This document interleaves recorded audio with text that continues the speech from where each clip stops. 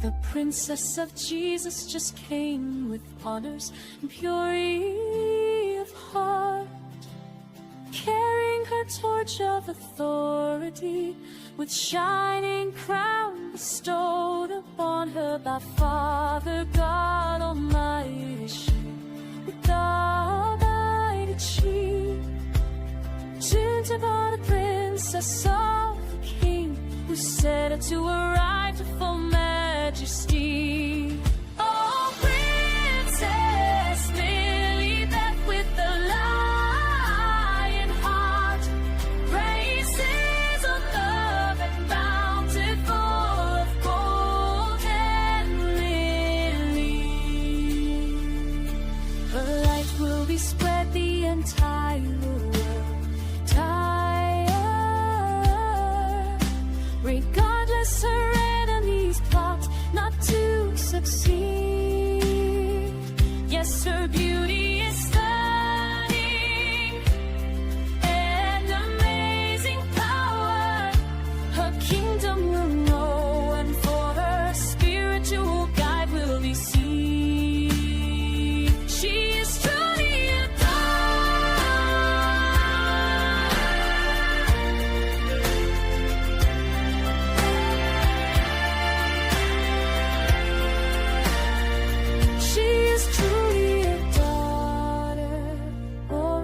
princess of God. God is my shield, is her voice. Queen Lily of the Valley, titled the sweet flower lily, represent her identity. Oh, warrior princess, let your sword swing in the air to kill the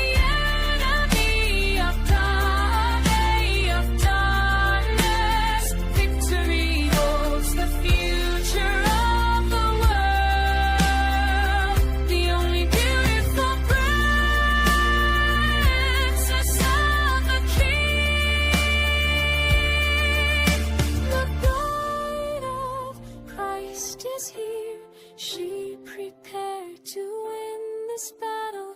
Prayers heard by Father in heaven, her journey full of sacrifices, never defeated.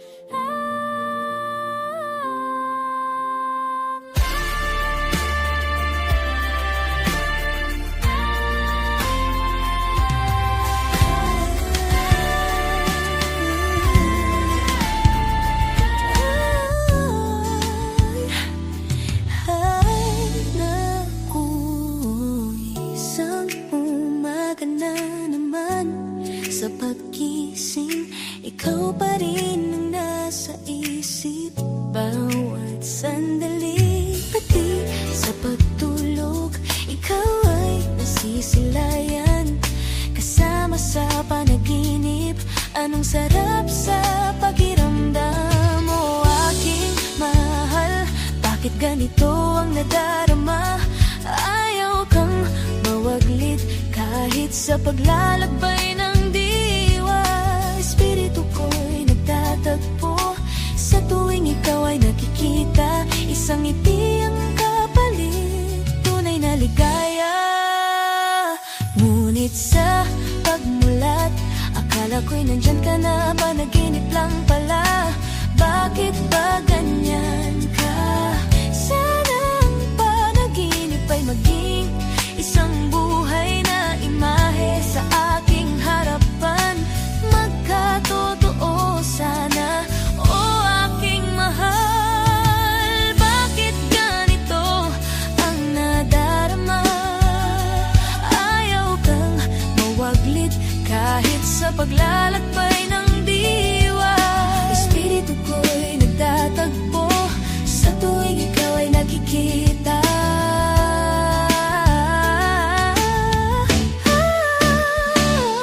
Isang ngiti ang kapalit, tunay na ligaya o panaginip.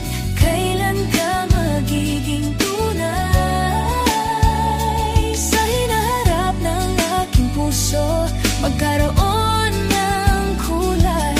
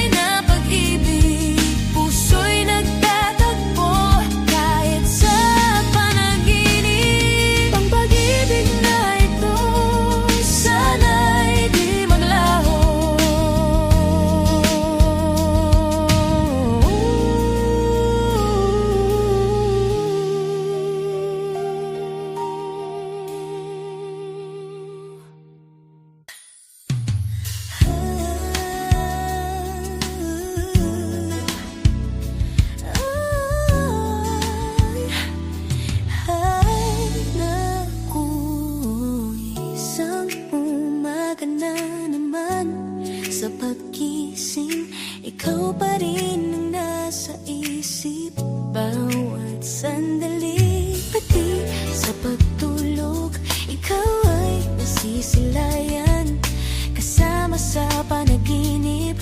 Anong sarap sa pakiramdam mo, aking mahal.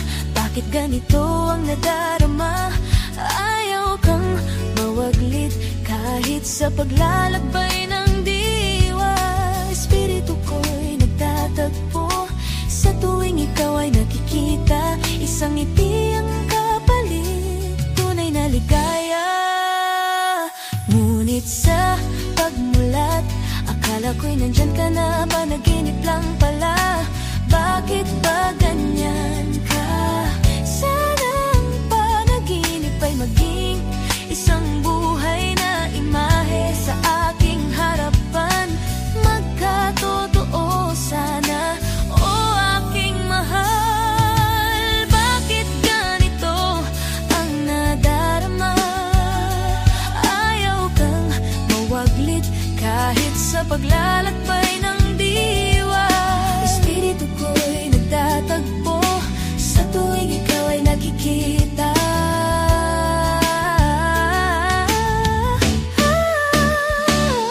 Isang ngiti ang kapalit, tunay na ligaya o panaginip.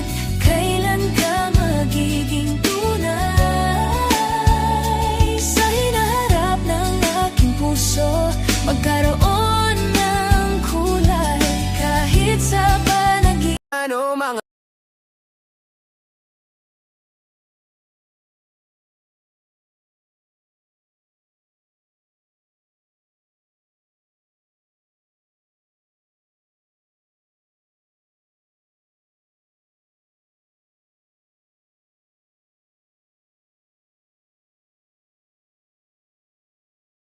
Tagwan at himpilan ng mga revolusyonaryo at matatagpuan din sa lalawigan ng Quezon ang tinaguriang summer and art capital ng ng St. Louis Bishop Parish na mas kilala bilang Lokban Church. Isa sa mga pinakamahalagang simbahan sa lalawigan ng Quezon, ang simbahan ay nagsisilbing sentro ng pananampalataya, kasaysayan at kultura ng bayan. Itinatag ang parokya noong August 19, 1595 ng mga Franciscan missionaries sa ilalim ng patron ni San Luis Obispo. Ang unang simbahan ay yari sa mga magaan na materyales tulad ng kawayan at nipa, bago ito pinalitan ng mas matibay na strukturang bato sa mga sumunod na taon. Sa paglipas ng panahon, ang Lokban Church ay naging saksi sa maraming pangyayari sa kasaysayan ng bayan mula sa panahon ng kolonyalismo hanggang sa makabagong panahon at nanatiling buhay sa simbolo ng pananampalataya at pagkakakilanlan ng mga Lokbanin. Kaya tara, samahan niyo ako sa isang masayang paglalakbay papuntang Lokban, Quezon.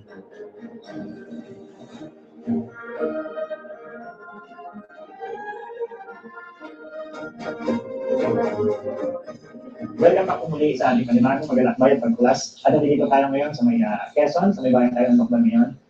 Welcome 2026, no? Ang unang bayan natin ngayon is itong Lokban, dito sa may probinsya ng Quezon. Dito tayo ngayon sa may simbahan ng St. Louis Bishop Parish, dito sa may mismong sentro ng Lokban. Naimbitahan po tayo dito ng kanilang historian. Iikot tayo dito sa buong simbahan. Alamin natin lahat ng mga istorya dito na nakapaloob at napakaganda nito, guys. Nandito po si Sir Jojo, yung ating mag-iikot dito sa atin sa simbahan. Ito si Sir Jojo, yung historian ng Lokban. Good morning po. Good morning, sir. Opo. Sir, bigyan mo naman ako ng mga kwento tungkol dito sa may simbahan niyo, sir. Kung kailan po siya naitatag. So, nakikita po yung establishment ng parish at saka ng bayan ng Lukban. Actually, ang bayan po ito ay natagpuan ng mga Franciscans noong pang 1578. Pero may mga community na dito, pero hindi agad nakapagtayo ng bayan. Nabuhulan nila ang mga tao pero wala pa silang napa-assign na pari at wala pa silang nai-assign dito na gobyerno domicilio. At noong taong 1595, doon pa lamang nila formal na din dineklara ang bayan ng Lukban at ang parokya na bilang opisyal na bayan at parokya ng bayan ng Lukban. So kaya ang official findings po namin ng foundation ay August 19, 1595. Although 1578 ay nagpunta na dito sina Fray Juan de Plasencia at saka si Diego de Oropesa.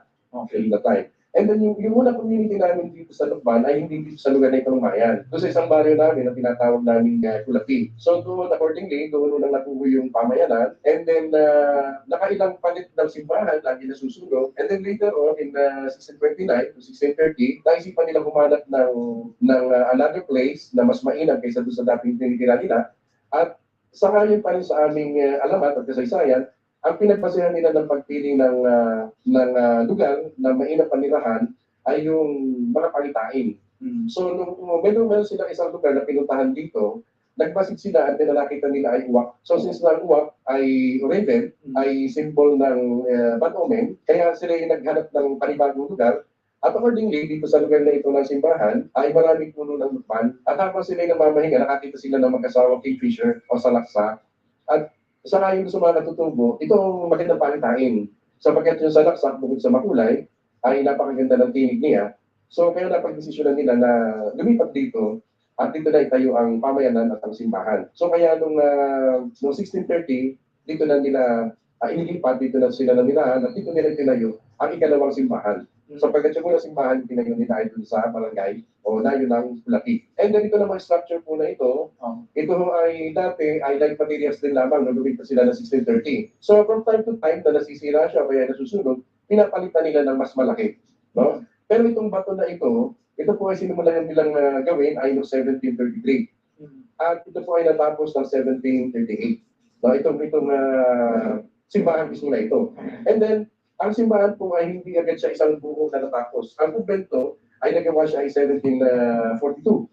Ang kumbento, and then ang kampanaryo na ginawa po yan ay 1749.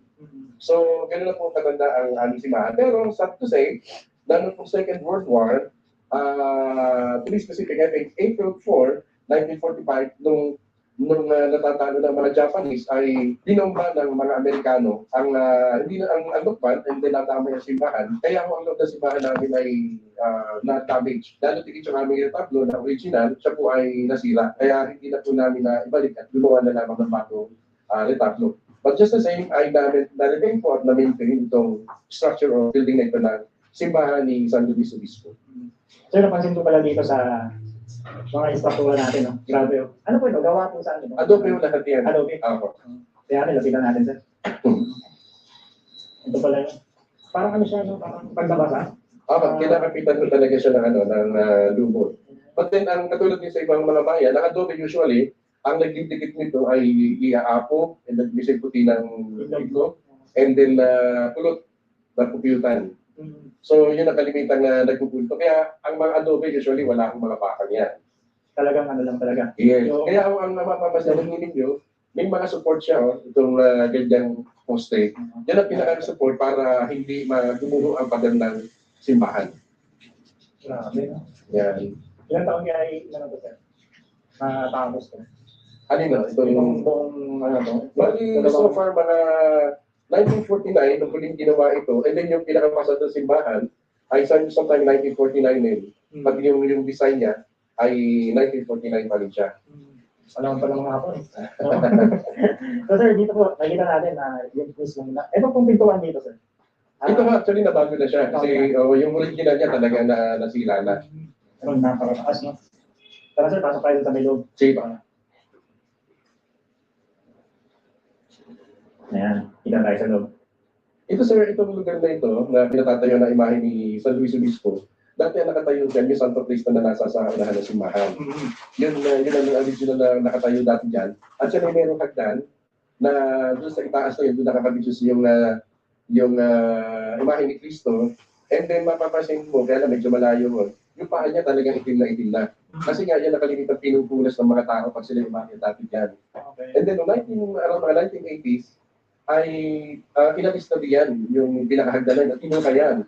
So nung hinuka yan, nandito mismo ako, nakakuha niya ng 6 na kalansay. Diyan po. So ilalim niyan, oo. Nakita nga po natin. Yes. Diyan po mismo sa may ilalim. Dito po, sa ilalim niyan. Ito po dati ay may hagdan siya, tingkabilang side. And then doon sa ibabaw, meron siyang parang magulahe. And then dyan umiikip po sa tao, yung mga panyo ng mga tao, pinupunas sa paa ni Jesus Christ. No, nung tinignan ko siya, yung mga bungo niya parang malalaki. So kaya sabi ko nung una, baka posibleng hindi siya sa Pilipino. Maaari siya bungo ng Kastila. Posible ha. And then nung time na yun, nakakuha nga yung bungo na 6. Sabi ko sa nagtatrabaho, sir, ibigay niyo sa akin yan. At ililibing namin na maayos. Pero dahil natakot siya ba nagtatrabaho, sabi nila, sir, huwag na lang ako, ibabalik na lang ko namin dito, baka hindi ko patulogin ng mga may-ari dito. So kaya ibalik ko na diyan yung 6 na kalansay. Ibig sabihin nandiyan pa. Nandiyan pa rin sila, sir. Mas may ano dito pa rin, mismo. Nandiyan pa rin sa loob dyan. Kaya mapapasin mo dito, bago na yan, hindi siya kapareha dito. Yan, yan itong normal na ito, yan mismo yung nandiyan yung hagdan at saka sa. Ibig sabihin kaya hagdanan dito. Tapos sa ilalim po nito. Nasa ilalim mo yan. At mismo narito ako nung ibinalik na ayaw na nabigay sa akin. Nagulat ako doon na. Tapos ang mali ang patron po dito. San Luis Obispo. Ayan, si San Luis Obispo. Ito po. Ang patron ng Lukban, si San Luis Obispo. Yun pala, kinilabutan ako doon sa may ito. May aning pala dito na... Bukod doon, katulad sa ibang mga simbahan, meron nila kami mga nakalipid mismo sa loob ng simbahan. Okay. Na dito sa may harapan, meron dyan. And then sa loob ng sakristiya, meron din doon Mucho. Kung minsan meron pa sa mga pader eh. Doon nilang nililibing. Yung iba naman, maghay dyan, may mga dyan dyan. Actually, dati ito nga, nanginayang ako, sana hindi lang sinimentohan to eh. Sabi ko, dapat nilabas nila yung adobe. Kaya lang, nung 1960s, nung inayos ito, sinimentohan na siya. Pero dati adobe yan. Ito po mismo yan. Tapos ang flooring nito nung una, ay yung red bricks. Yung original po niya ay red bricks. Kaya lang, nung 1960s, 70s, pinalitan ang flooring niya. So mga ano talaga to, mga pure na ano po talaga to. Oo. Yung parang ano siya, may tawag doon eh. Yung... Tisa. Ayun, tisa. Tisa ano siya. Tisang pula. Ang isa pa sa dito, yung kami sa binyagan namin, sa lugar na yon, may nandun pa yung original namin dati na, na retablo. But then, noong 1970s, ay hindi na namin nakita. At itong mga 1990s, na-discover namin na nandun pala siya sa Villa Escudero. Saan yung Villa Escudero? Sa Chaong, Quezon City. Ano po yan? Actually, siya ngayon ay, ini-open na siya sa public ngayon para siyang, para farm resort siya na malawak yun, and then meron sila sariling simbahan, may sariling museum. Ibig sabihin nandun na po yung retablo lang. Nandun, no. Ngayon, nung research ko, talagang inallowed naman ng Vatican during that time, after the war, na magbenta ng gamit ang mga simbahan para lang maipa-repair ang mga simbahan. Kasi yung mga simbahan during that time, hindi sila napasama doon sa War Rehabilitation Act ng Amerika. Kalimitan ang pinunduhan lamang nila mga government buildings, pero simbahan hindi nila pinunduhan. Kaya nangyari, talaga napilitang magbenta ng mga gamit sa simbahan para lang maayos ang mga simbahan. Dati makita yung retablo niya ngayon, Sir Jojo. So guys, ito, yung mismong loob ng simbahan, nakikita natin, may ilaw na tayo. Yan. Tapos nakita na natin yung buong ng simbahan. Nakita natin dito, yung itaas. Dito sir, ano po yung retablo na napalitan na siya? Yeah, yung original na retablo namin, malaki siya. Talaga hanggang sa taas. Yung usual na retablo katulad sa ibang mga simbahan. Pero noong nga April 4, 1945, nung binumba ito ng mga Amerikano dahil sa pagkakala na nagtatagong dito mga Hapon, so na-damage ang simbahan, ang buong, tapos sa itong retablo na damay, halos mga pader lang ang talaga natin during that time. Wonder Train is my go-to.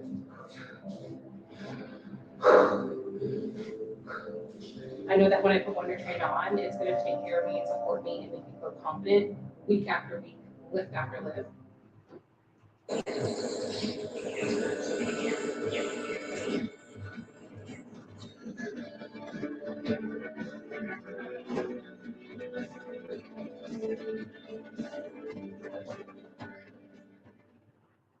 If the Colonel saw the price of a lunch today, he'd have some choice words. But with KFC's $5 bowls packed with all this crispy chicken, he wouldn't have any words at all, because his mouth would be filled with gravy and greatness. 5 KFC bowls for just $5 each. Kaya noong 1960s, ang pinagawa ng retablo dito ng una ay kahoy din. Pero hindi na siya katulad ng original. Kaya yun dati meron din siyang inakyatan sa likod, katulad dito sa ibang mga simbahan, meron siyang naka-elevate sa likod, parang cabinet doon sa ilalim na malaki. At dito sa gitna niya, dati meron din diyang daan pa ilalim. Yes, dyan sa sentro niya. Meron din yung butas papunta sa ilalim. Sa Longos. Yes, oo. Sa Longos, napanood ko, sabi katulad siya. Pero, noong mga 1970s, tinakpan na siya ng mga kahoy. Dahil ayaw na rin papasukan ng pare. So kaya, since then, wala talaga nakapasok dyan. Hanggang sa ginawa na siyang semento noong 1960s. Wala na pong tagusan sa likod niya. Wala na. Kaya wala na siyang daan sa likod. Hindi tulad na wala. So ibig sabihin sa Jojo, etong way na to, possible ito, may tunnel yan? Pag ganun? Hindi namin masabi sa nagkonekta kasi ang adoption niyang tunnel o butas ay nandun sa ilalim ng sa ilalim ng tinikilan ng mga pare. Okay. Yes, oo. So hindi natin alam kung saan nakaan pala. Oo. At saka sir, medyo mahaba ang kwento niya kasi noong 1990, around 1995, kasi 1987, pinapasok ko yan, mga 1980s, 70s. Yung loob niyan, ganun lang kataas yung kuweba niya, yung Ay, pinapunas niya. sir na gawin ko yung tunnel. Yes, nakapasok ako, pero hindi doon sa pailalim. Pasok ko yung loob lang. Kasi yan, yung pinakabutas niya na ganyan kalaki, nagkapang karon. Ma'am, pwede ba natin kung saan exacto? Yes, oo. Sige. And then pagdating mo doon sa, siguro around mga 4 meters, pwede ka na tumayo, malaki na yung loob niya. Pero doon sa ikatlong pagpasok ko doon, bata pa ako noon, may na-discover ako na sa gitna nung pinakang kuweba niya, mayroong portion ng lupa, rectangular, na bumaba ang lupa. So parang sabi ko ba kaya bumaba ang lupa niya? Ibig sabihin, mayroon nga doon. Sabi ko parang ganito, lumulubog yung lupa niya, pero rectangle. So ginawa ko, tinakpan ko siya ng hero. And then after several months, bumalik uli ako doon. Pinasok ko siya, and then nakita ko na ang lupa talagang bumababa, may lumabas na isang baitang. Ibig sabihin, yun yung Yes. tunnel sa... At nung pinakahuling pasok ko diyan, around mga 1980s o early 80s, nung ulit pinasok, may apat na baitang na, pero may tabong pa rin lupa. Ibig sabihin, malalim pa po. Malalim siya. So ang ginawa namin, since na, and then, nagpunta dito ang tourism office ng probinsya in 1980s at pinasamahan sa akin yung pare, yung sinasabing kuweba. So sinamahan ko sila sa loob. Unfortunately, yung kuweba nagkaroon ng tubig. Nagtubig yung kuweba. Kasi napapansin ko, yung pinakabalik na butas doon sa isang dulo niya, may nakasaksak na tubo. Na yung tubo, nung tingnan ko, ay galing sa katabing bahay, nakala siguro nila kanal. Kaya doon sinusok yung tubo ng kanilang lababo, doon lumalabas ang tubig. Kaya doon nagkatubig. Kaya sabi ng tourism office, babalikan naman namin yan after 1 week, magdadala kami ng pump. So nung paglabas namin, kinausap ako ng Paris Place, sabi niya, Joe, huwag mo nang samahan sa susunod kasi hindi natin alam kung ano ang kanilang objective, bakit interesado sila dito. So since then, hindi na pinapasukan yun. But then ako naman, matigas ang ulo. After 1 or 2 months, pinasok ulit siya. Yes. Unfortunately, nung pagpasok ko, dumakit ako, meron nakialam pala, may naghukay sa loob. May nag-excavate? Yes, may nag-excavate. So ngayon, nawala yung pinakang inaalaga ko na butas doon. Kasi kabuo, hinukan niya eh. Anong year po yan, sir? Mga 1980, yung nagkakamali, mga 1982. Ay, matagal na rin. Yes, oo. Matagal na. Bata pa rin ako kasi Sir, yun. mamaya, pwede ba natin, Yes, puntahan natin yan. Pero pansin ko dito, Sir Jojo, parang yung bintana ako napapansin dun sa ibabaw. Yes, sir. Actually, yun, nilagyan na lang siya na parang pinaka-picture. Oo. Pero hindi siya totally, bintana, na parang... Yan, sir, kung mapupunta ka dyan sa ibabaw niya, meron siyang 2 step. Bago yan. Pero hindi mo masabing bintana, hindi mo masabing pinto. Ngayon, kaya nung nire-research nga nung una, sabi ko, saan kaya ito? Bakit ito may butas? And then may screen yan. May screen. No. Yes, so may screen yan itasa yan. Ngayon, nung ako nag-research, bakit meron ganyan? And then accordingly, anak ko ako, kasi itong konvento namin dito sa katabi nito, yan ay kalimitan tuluyan ng mga opisyal ng gobyerno. Tsaka yung mga matataas na may katungkulan sa simbahan. Ito yung parang pinaka-hotel nila nung una kasi wala namang hotel eh. So dito sila tumutuloy, kaya meron kami dito tinatawag na kabalyaresa. Ang kabalyaresa, nakatabi nito, yun at parang lahat ng mga kabayo, karawahin ng una. Kaya sila pasok. Hindi nasa likod pa. Likod pa, dito lalabas tayo. Kaya nasabi, itong lupa ay paborito puntahan ng mga opisyal ng gobyerno na Kastila at saka ng simbahan. Kaya meron kaming kabalyaresa na doon nga ay binagrahe ang mga karawahin at saka mga kabayo. So accordingly, kapag meron kami mga bisita doon ng mga high-ranking officials ng government as well as ng church, ay kapag nagsisimba, kung sino man yung mataas ng tungkulin, dito siya nagsisimba. Hindi siya humahalo sa tao. Dito siya nakikinig ng misa, habang nagmimisa, nandun siya. So yun ang purpose, yung talang purpose niya noon. Kasi parang kakaiba siya. Yung kabila, tingnan mo, wala. Painting lang siya. Painting lang yan. Pero ibinagay din. Kasi since nung naglagay kami dito ng mga stained glass, yan, pinintahan na rin yan para makabagal. Para parehas sa kanila. Yes, oo. Yung lang ito guys yan, yung ano na yan. Yung... At tingnan mo ito, narito na sa ano na yun. Ito nga. Oo. 1917. Yes. Pinakalibing ko dyan. May nakalibing dito. Pinakalibing. Meron pa kami doon sa loob na sa Cristia. Meron pa din doon. Kasi kadalasan sa mga talagang lumang simbahan, mapapansin mo, mga ganyan talaga. Sa Panay po may ganyan pala. Meron. Meron din.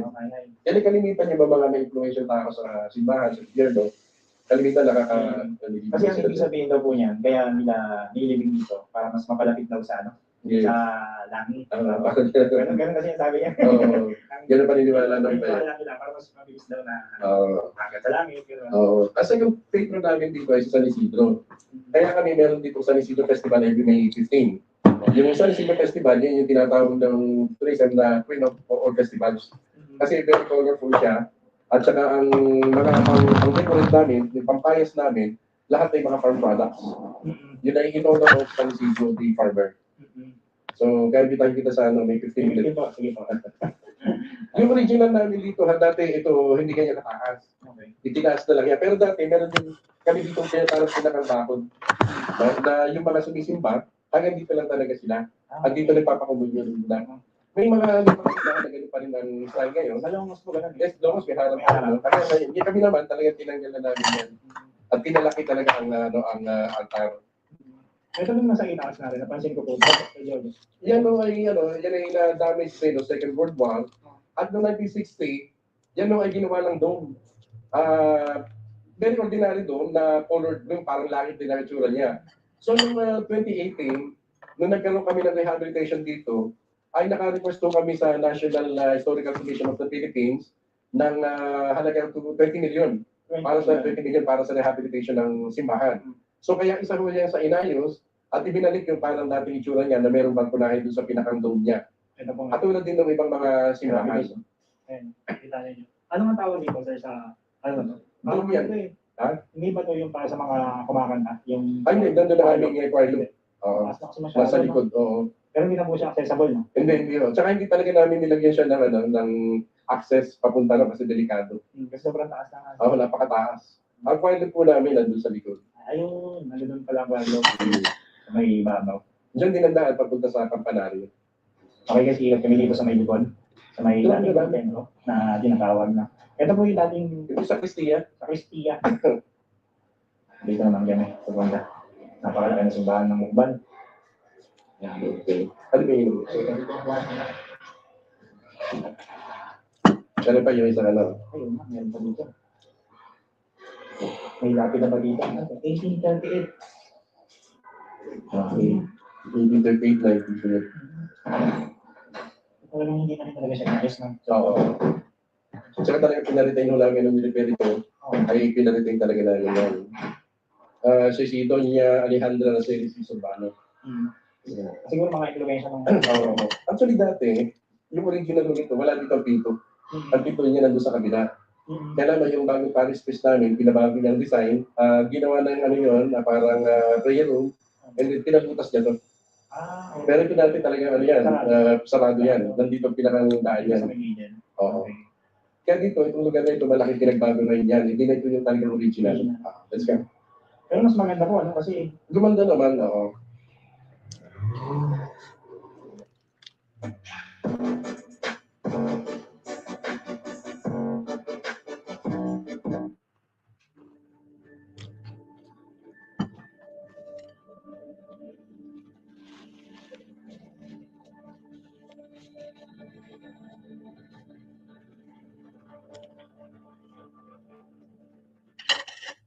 At Napa, we believe in catching problems before they become breakdowns. That's why we recommend testing 5 key electrical components in every vehicle and provide the parts, tools, and expertise that keep your business moving at full speed.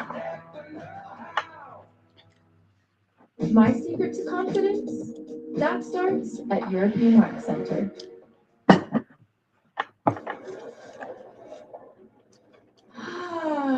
At Sprouts, our wide open layout invites you. At itong lugar na ito, dati ito ang pinaka-entrada namin doon. May pinto yan doon, kung dito kami pumapasok. dito pa, ikot pa ganun. Oo.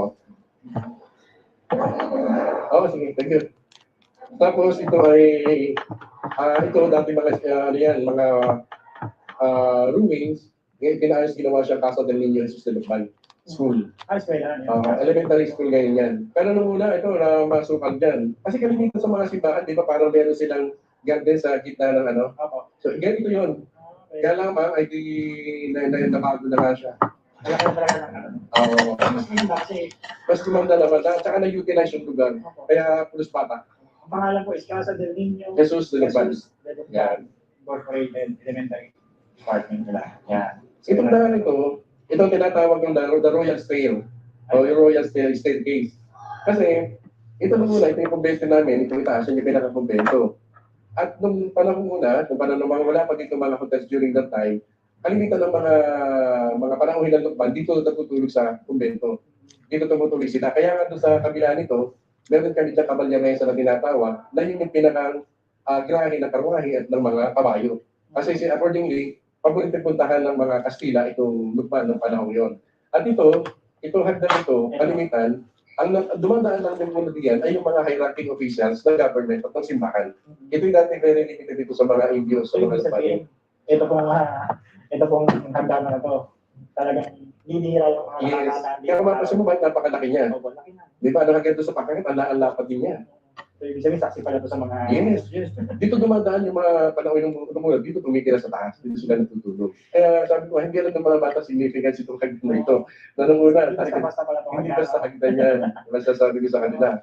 No? So guys, grabe, ang dami pala talaga mga kwento dito sa may Laban Church. Ayan. Ito kayo na ano namin, ang rectory namin. Diyan ang tumitira mga pare. Ayun. Yes. Eh, doon sila pala tumitira. Doon sa ano. Oo. Noong una, ito yung mga walang building yan. Ito yung pinakang parang garden sa loob ng simbahan. Pwede natin malapitan. Yes, sir. Kaya lang medyo naulan. Okay lang. Para makita rin ng manonood natin yung itsura. Yan ito, mga walang building natin yan eh. Okay. Mga bagong palagay na yan. Saka ito. So guys, maulan na yun. Pero dito pa rin kami. Para ipakita sa inyo yung ganda ng simbahan ng Lakban. Yan. Dito tayo. Okay, sige lang dito.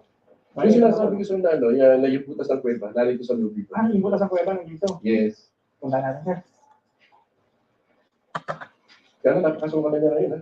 Okay lang po. Ay, parang ano na siya. Kasi ginawa na siyang tambakan, Okay. pero doon sa lugar na yun, yung pinaka-poste, meron nandun pa yung nandun butas Ano na kayo kayo. pupuka? Tapos, Wala talaga ito, makakano. dito sa lugar na ito, Mm-mm. mamaya makikita natin sa labas, malaking ano yan, malaking parang pader. Mm-mm. Yung loob niyan, yun yung part ng kuweba. Ito po, Pwede ka tumayo. ano yung adobe ba yan? Yung, Alam mo nung pinasok ko yan, hindi siya puro adobe. Hindi ko malaman kung anong klase ng bato yung naglaro doon. Mm-mm. Hindi siya puro Dito, adobe eh. dito, parang ganito siya, ano?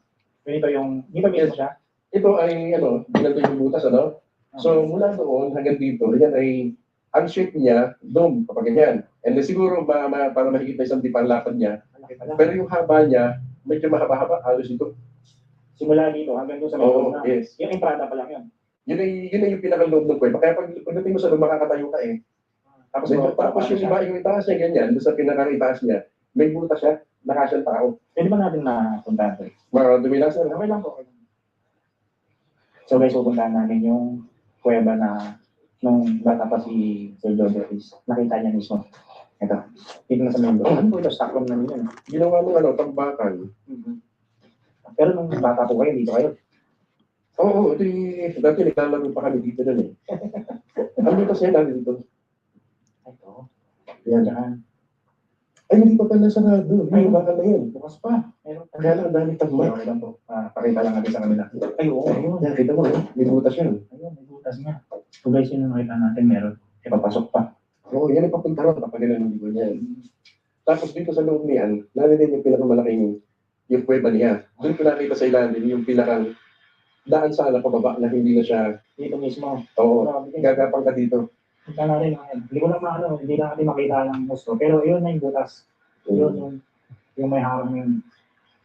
Tapos may kita na pala natin dito sa may likod nito, yung mismong Oo. entrada. Ngayon yung, according yung butas niya sa taas, kasi kasya ang tao eh.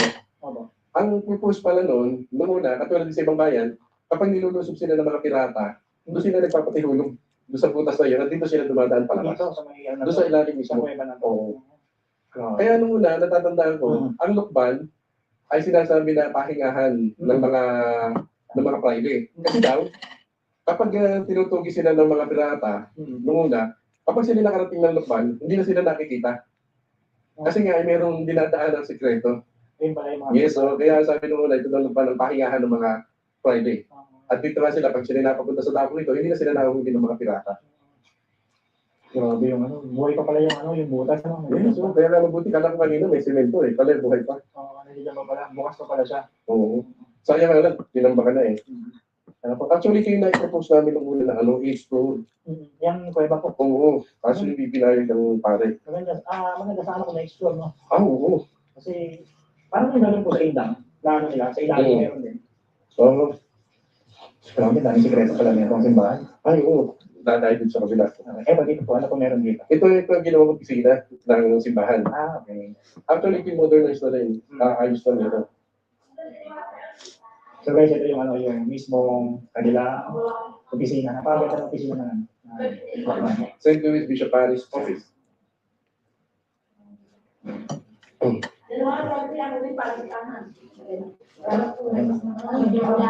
Mare. Lang. Ito napakita ko sa ito. Padal na yan. Hindi ito picture ha. Ito mismo. Lang. Tumakot kasi ito parang pinali padal siya. Dutin na natin sa labas. Yan. Tingnan mo yung kapal na yan, ano? Yan. Nung una, ano kaya ito? Parang pinakapader o patibay. Pero hindi pala. Kasi kami natin, may na-discover yan na meron siyang maliit na butas sa ganito, doon sa kabila. Sa medikon. Ngayon, nung malaman ko, yan pala yun, ito na lang mga palay nung una. Okay. Yes. So ito pala yung yan iniimbak lahat ng mga ano. Oo. Walang nakakaasan naman ng pag-propose nila. Kasi yung tignan mo, napakalaki eh. Para maging pader siya. Pero may natabunan na. Ay, pero hindi. Ang ginawa lang nila, ilabis nila yung pinakabutas. Pero itong loob na ito ay halo pa rin. So ibig sabihin nandiyan pa rin sa loob. Halo pa rin yun. Halo ang loob yan. Sayang. Oo. Buksan Eh, parang hindi nakakalan. Kahit na parang hindi nila alam kung ano naging propose nila. ito mismo guys. Itong loob niya ito. Makita na. Si Cancel Pio, siya na chairperson ng Sabilang Bayan sa Cultural Arts. Yan ang initahan ko. Ayan, ito, tingnan mo, ang laki eh. Ngayon, kaya nasabi ko nung ulang, bakit hindi siya pwede maging padre? Kasi wala naman siyang heavy load sa taas. Kasi whole yung itaas niyan. Dami pala mga ano. Oo. Kaya nung namapa sila, yung butas pati niya, para pamamanggan doon ng ano, para may talo yan ba? Ay, yung research ko nga siya, yan pala ikaw na ng palay ng una. Kasi nga dito sa lockdown yung parang ano yung payas. Yes. At saka siguro talagang dahil yung una naman ay merong mga lupa na intended para sa simbahan. Yung inaani doon, hindi doon siya direct sa simbahan. So yun ang pagkasyon. Yes, oo. Sayang mo hindi visible yung ano kung makita sa Kaya nga yung saan po tayo. pakita ko sa inyo ano kung saan yung laki ng butas dito. Business tech that's bold, fresh, and delicious. Get started at easycater.com. The problem with California right now is people can't afford to live in California. And the number one reason is really the cost of housing. We're going to launch the largest drive for homes that you can afford in California history. We're going to build 1 million new homes. Do we need to cut permit prices? Absolutely. That's how you drive down cost. And I'm going to stop Wall Street from buying up middle-class homes and make California affordable and livable for families. I'm Tom Steiner. We need to get back to basics. At the California State University, there are hundreds of ways to create opportunity for yourself and those you care about. So what are you waiting for? The California State University. Go from here.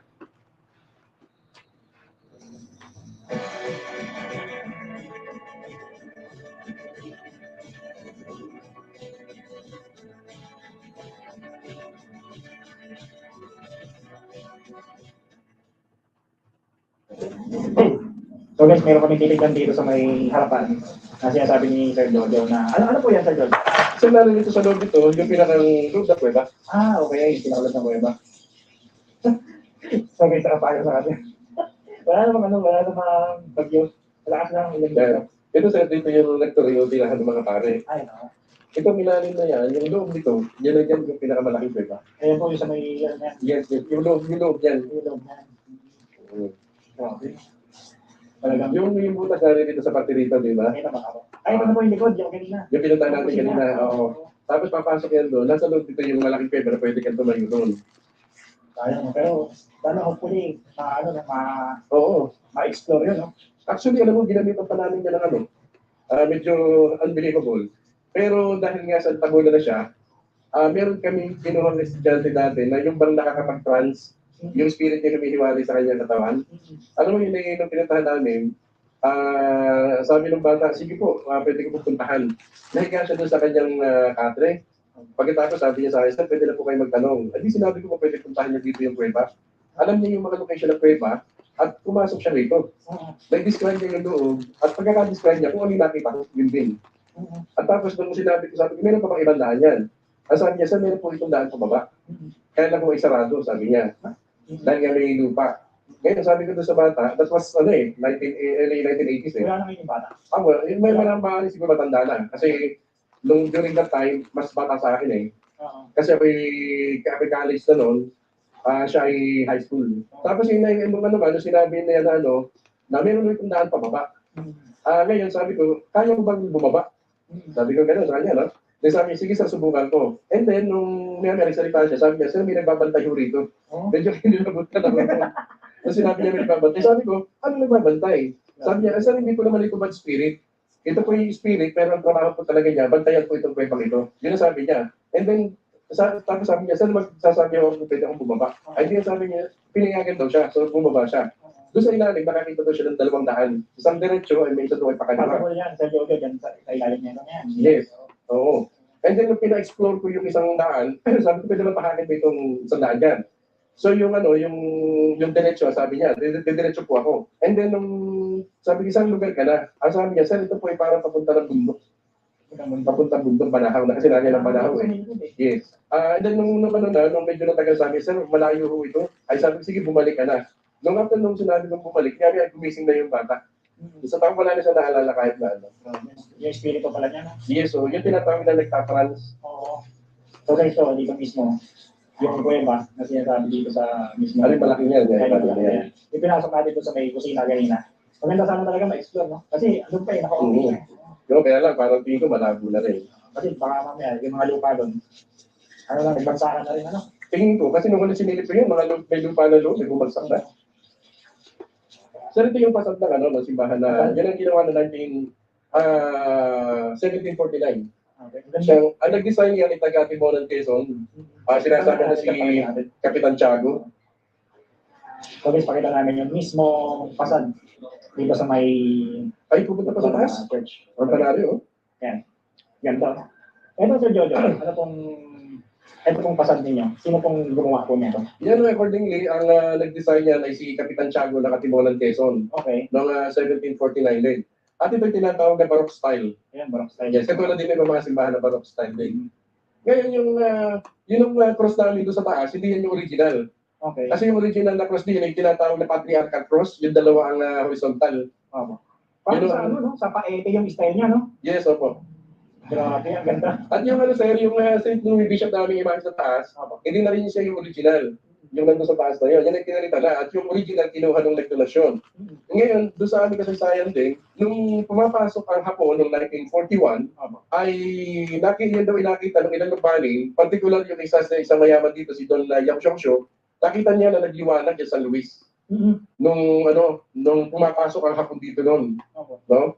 Nagliwanag daw yan. Kaya ang sabi daw ng mga taong sa may-ari, kunin mo na muna, ibig sabihin, merong masama mangyayari sa Lukban. Kaya ang ginawa ng may-ari, kinuha na muna yung San Luis din na sa kanilang bahay.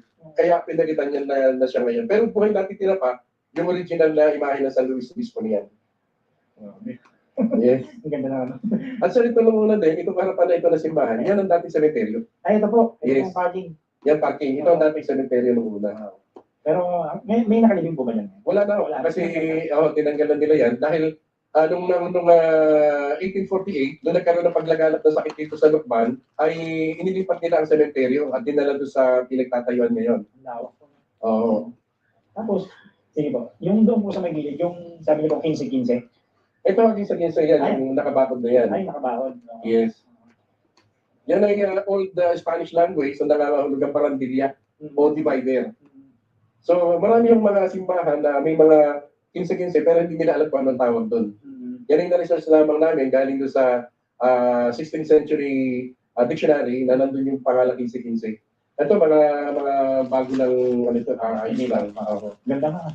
Sobrang ganda, pinaganda talaga. Sige, sa akin kami doon sa mismong kampanaro sa may taas. Ibentahan na.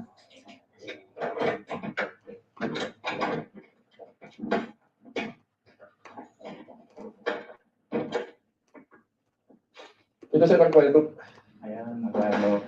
Kaya lang, sa ngayon ay ginawa pare, ang kwan, nilagay na lang doon sa gitna ng simbahan. Aspan pala dito, no? Itong flooring niya, hindi na rin siya yung original. Kasi nung 2018, pinaayos namin to. And then tinanggal yung bricks, yung tisa dito.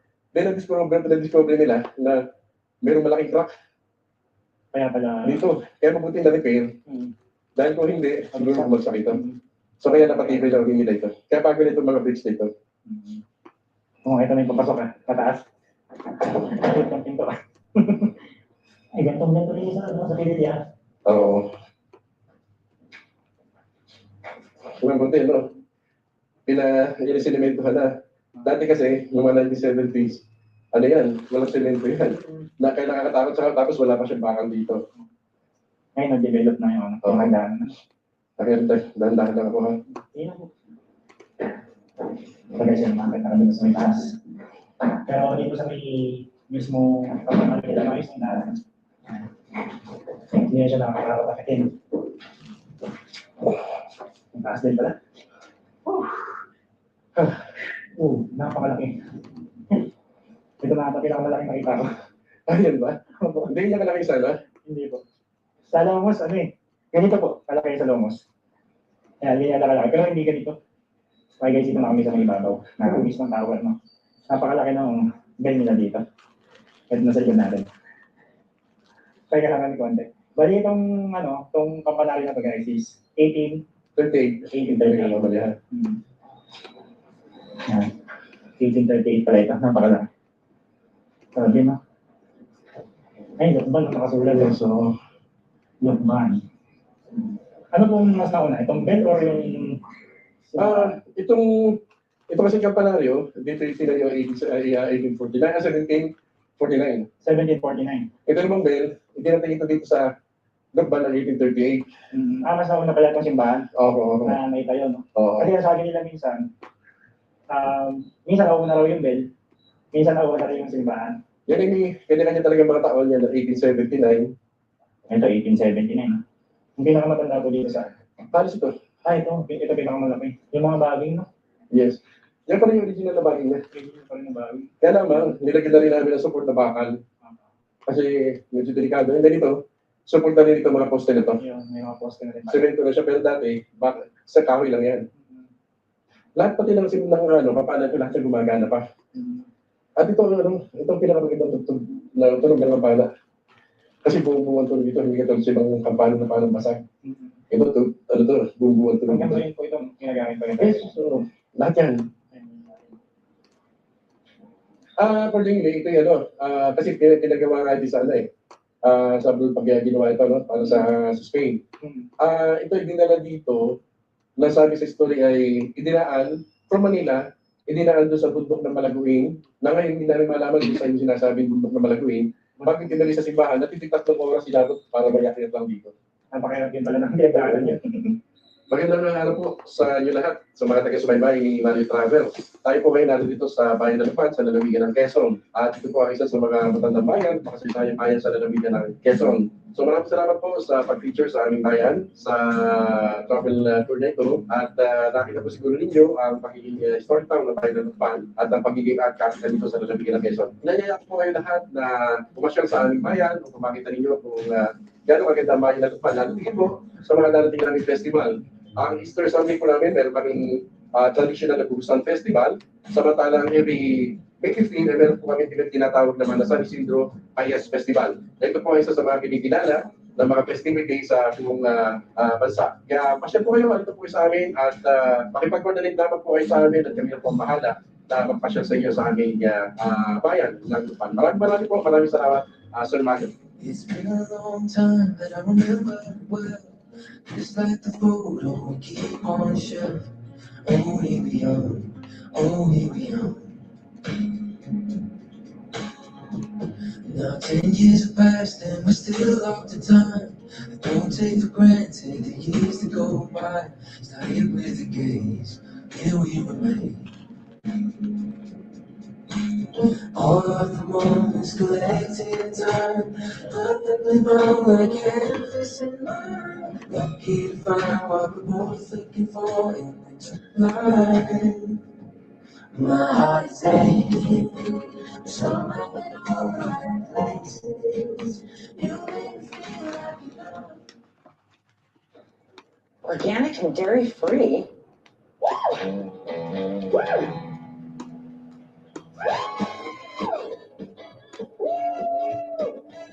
Third time today.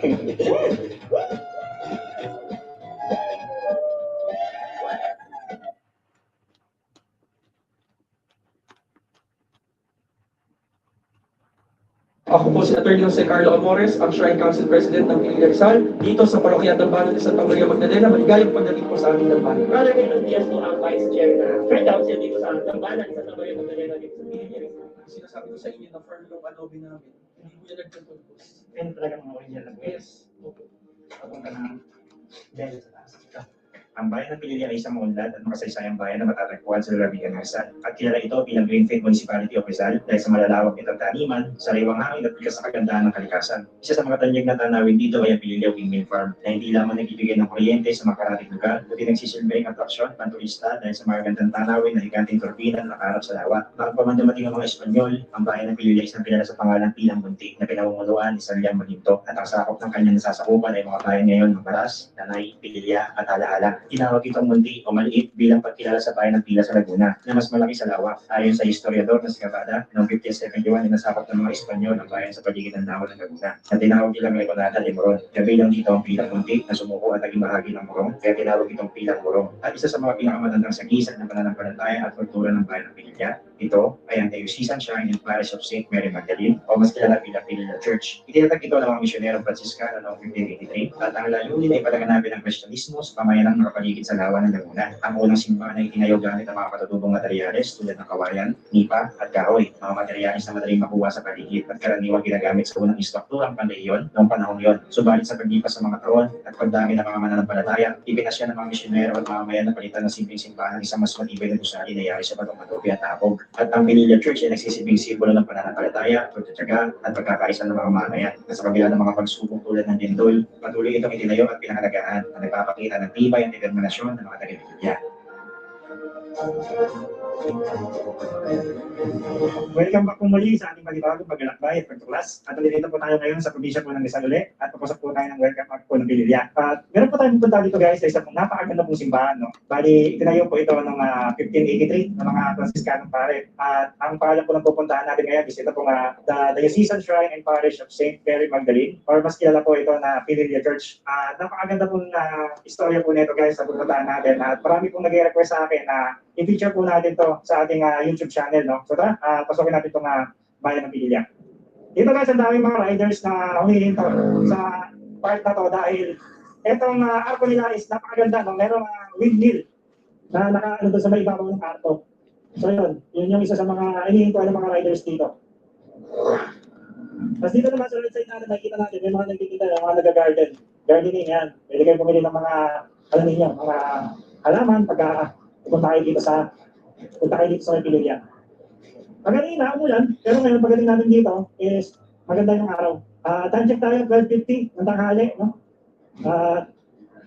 Kasamahan natin itong napakagandang simbahan ng Pililla Rizal. So, ang sabi dito is kakanan tayo dito.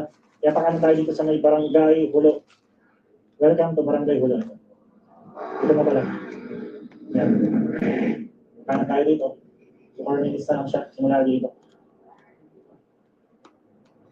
Dito pala, sa part na to, is makikita na rin natin yung, yung Laguna Tibay, yung lawa ng Laguna. So, kita na siya doon banda, sa may ibabaw, kasi nakita dito sa mapa, no? Napakalawak ng lawak. Nakikita natin. So, panipalipan tayo ng drone dyan, nakikita natin yung mismong lawak ng area.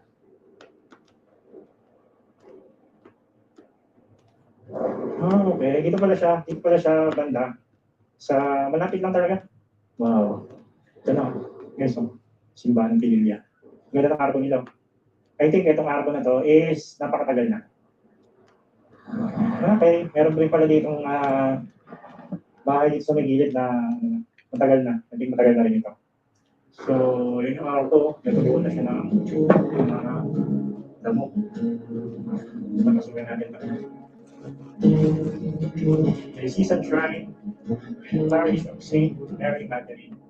When the wind is blowing strong and the nights are a little colder, when you're tired of walking on with the smoke still in the sky, when all the noise on your day tries to crowd out all your peace, Let my voice sweep you away as you're drifting off to sleep.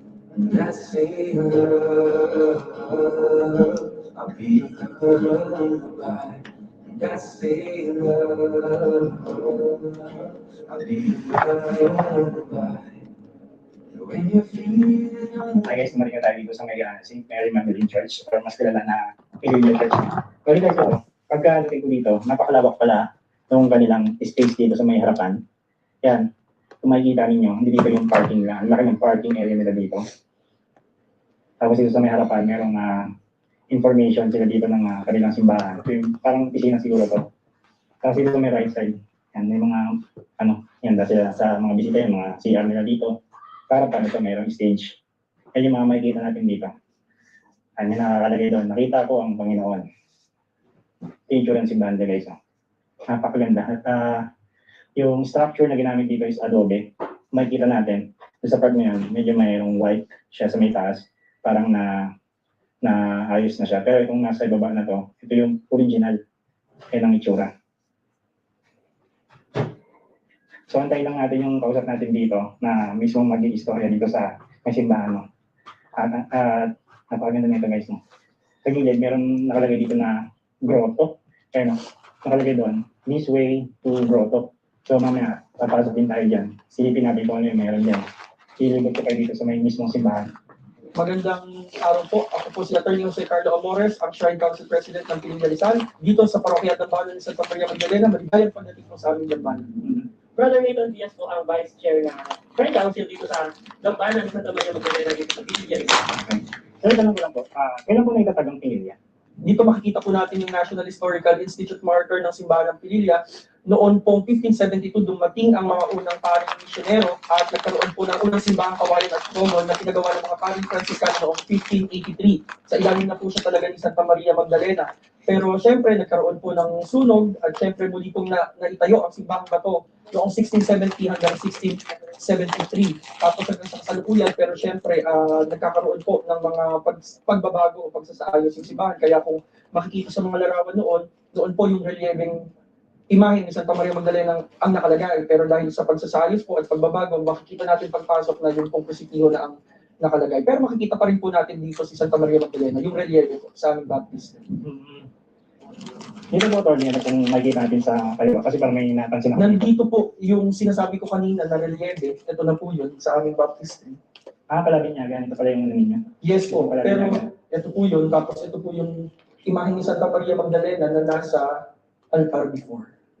Pero ito, attorney, is ginagamit pa rin po? Ginagamit po, minsan po ay doon sa harapan ng libro. Ito original pa rin po yan, nasa itaas. Yes po, yung structure, tapos matagal na rin naman yung ating chandelier. Ito po yung ilalim ng belfry ng kampanan. Ito yung ilalim. Sa itaas nito pala guys, is hindi dito yung kanilang bell tower na sa itaas. So, ito yung aming imahe sa Santa Maria Magdalena. Kumbaga, relieve, image, kung tawagin namin, yung pagkaka-ukit sa kanya ay yung anong kahoy. Before, siya po kayo nasa main altar. So, may mga photos tayo. Kasi siya po kay Sir Mario. Makikita natin doon na imahe na ito ay nasa main altar ng simbahan. Iniba siya dito nung ginawa yung bagong altar natin. 2004. So, 2004 yung siya nailipat dito. Si Santa Maria Magdalena, ang apostol ng mga apostol, kaya makikita ang Biblia sa kanila, siya ang unang nakakita sa ating Panginoong muli ng buhay. Natin ko kung sukli ang buhay kay Alad na siya ang patuloy ng mga nagre-referensya, kaya dyan po man, mga nagkakaroon ito, yung ibang naman pa sa likod kapag nag-aaral. So yung bumo ay simbolo naman ng Albano, na siya ay present doon sa mundo ng Albano ng ating Panginoon ay pinakasusunod. Meron din siyang laman sa Rosario kung ba siya ang patrona o protector ng mga samahan ng Bernardo ng mga Dominicano nila sa Domingo de Guzman kasama si Santa Catalina ng Siena kung saan sila ang nagtatalang ng banang ng Rosario. Ang positibo ay tangan-tangan niya.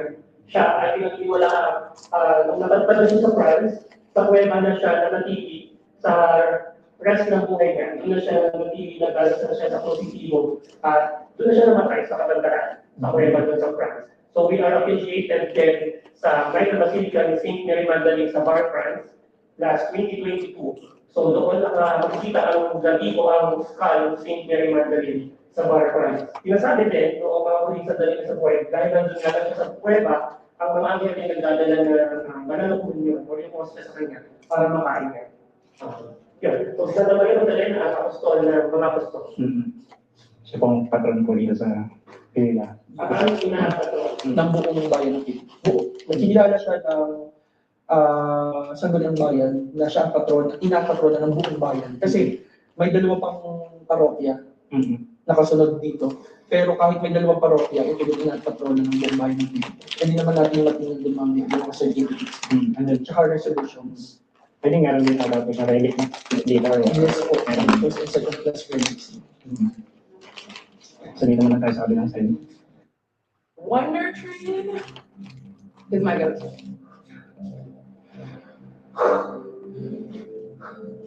I know that when I put Wonder Train on, it's going to take care of me and support me and make me feel confident week after week, lift after lift.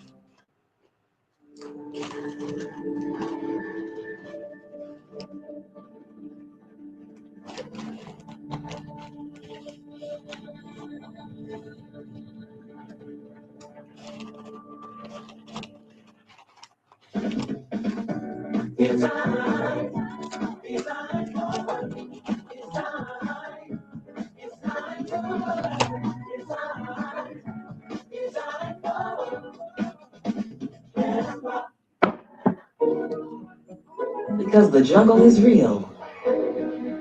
And the mom guilt Nandito po ang aming mahal na senyor. Tinatawag po namin Batang Senyor. Dahil kilala din po ang aming bayan na tuwing Biyernes Santo ay may dalawang mahal na senyor. So ito po yung bata, tapos meron pong matanda na po pwede natin puntahan sa kanilang tahan. So dalawa po yung senyor namin dito sa Pilipia. Mali po nilalabas din po. Parehas yan. Pag Good Friday, dalawa po yung mahal na senyor. So yung istorya kasi yan, sasabihin ni Brother Lee kung bakit naging dalawa ang mahal na senyor. Nasaan po yung... Nandun sa tahanan po. Sa bahay, yung nangangalaga. Yung sumi-ari. So, sinasabi, 100 years ago, so meron tayong imahe ng para senior, yung matanda, kung tawagin. Sa madaling sabi, nagkaroon yung hindi magandang pangyayari. So, dumating yung posisyon na Biyernes Santo, yung mga kapatid natin na tangan-tangan yung mga senior matanda, inilipat sa kapatid natin yung mga abibayano sa ibang sekta. So, makawala ng imahe, nagpagawa ng bago ang simbahan. May pamilyang nagpagawa, so ito yung mga senior bata. So, siya ang namin sa paglipas ng panahon. Dumating yung 2008, huli na ibalik yung mga senior matanda. Kaya naging dalawa sila. So, mamaya pwede natin puntahan sa kanyang bahay, yung mga senior matanda. Hindi lang siya dito sa simbahan, nag-stay kasi siya ang bata na dito sa dito. Parang ganito rin po yung sa Binangonan, yung Santo Imperio, yung gewang-gewang. Ganun din. Halos parehas ng sa Binangonan. Nandito naman po yung Declaration of Support and Recognition as an Affiliate Church. Ito yung simbahan, yung Basilica ni Santa Maria Magdalena sa France, at ito po yung aming simbahan. Ito po yung Declaration of Support and Recognition as an Affiliate Church. So, sa ngayon, affiliate church kami, hindi pa kami nakakaabot dun sa level ng spiritual twinning sa ngayon. Pero, kamakailan lang, ngayong Oktubre, ay pumunta yung mga delegado namin, may delegasyon kami na pumunta sa Bar France, nag-pilgrimage sila at pinuntahan nila yung Basilica ni Santa Maria Magdalena, at kami ay sumulat sa Basilica na kami ay kilalanin na magkaroon na kami ng spiritual bond of affinity sa kanila, o yung spiritual twinning na sinasabi. So, hopefully, sa mga susunod na araw ay matanggap na natin ang mabuting balita at maimbitahan ulit namin kayo sa pagdedeklara naman ng spiritual affinity. Actually, kilala din po ang simbahan na mayroon kasing martir na pare na nasa dito. Sa pagkakaalam ko, hanggang ngayon, nilalakad pa rin yung kanyang pagiging banal. So, ngayon po ay araw ng mga banal. So, nilalakad pa rin yun. Siya ay si Father Vernon Douglas. Naging parish priest siya dito 1938, pero ang istorya niya kasi ay noong 1943, kinuha siya ng mga sundalong Hapon at dinala siya sa simbahan sa Paite, at doon siya ginapos at saka nakaranas siya ng pag-torture doon. Tapos hanggang sa pagkakatanda ko sa mga kwento, 3 araw siya nandun. Tapos after nung 3 araw na yun, kinuha siya ng mga sundalo, sinakay sa isang truck, tapos hindi na siya nakita. Parang sinalvage, no? Parang ganun. Siguro pinatay na siya, pero kasi ang problema talagang hanggang sa ngayon wala nang makita din sa kapatid niya. Pero yung story niya, naging market siya.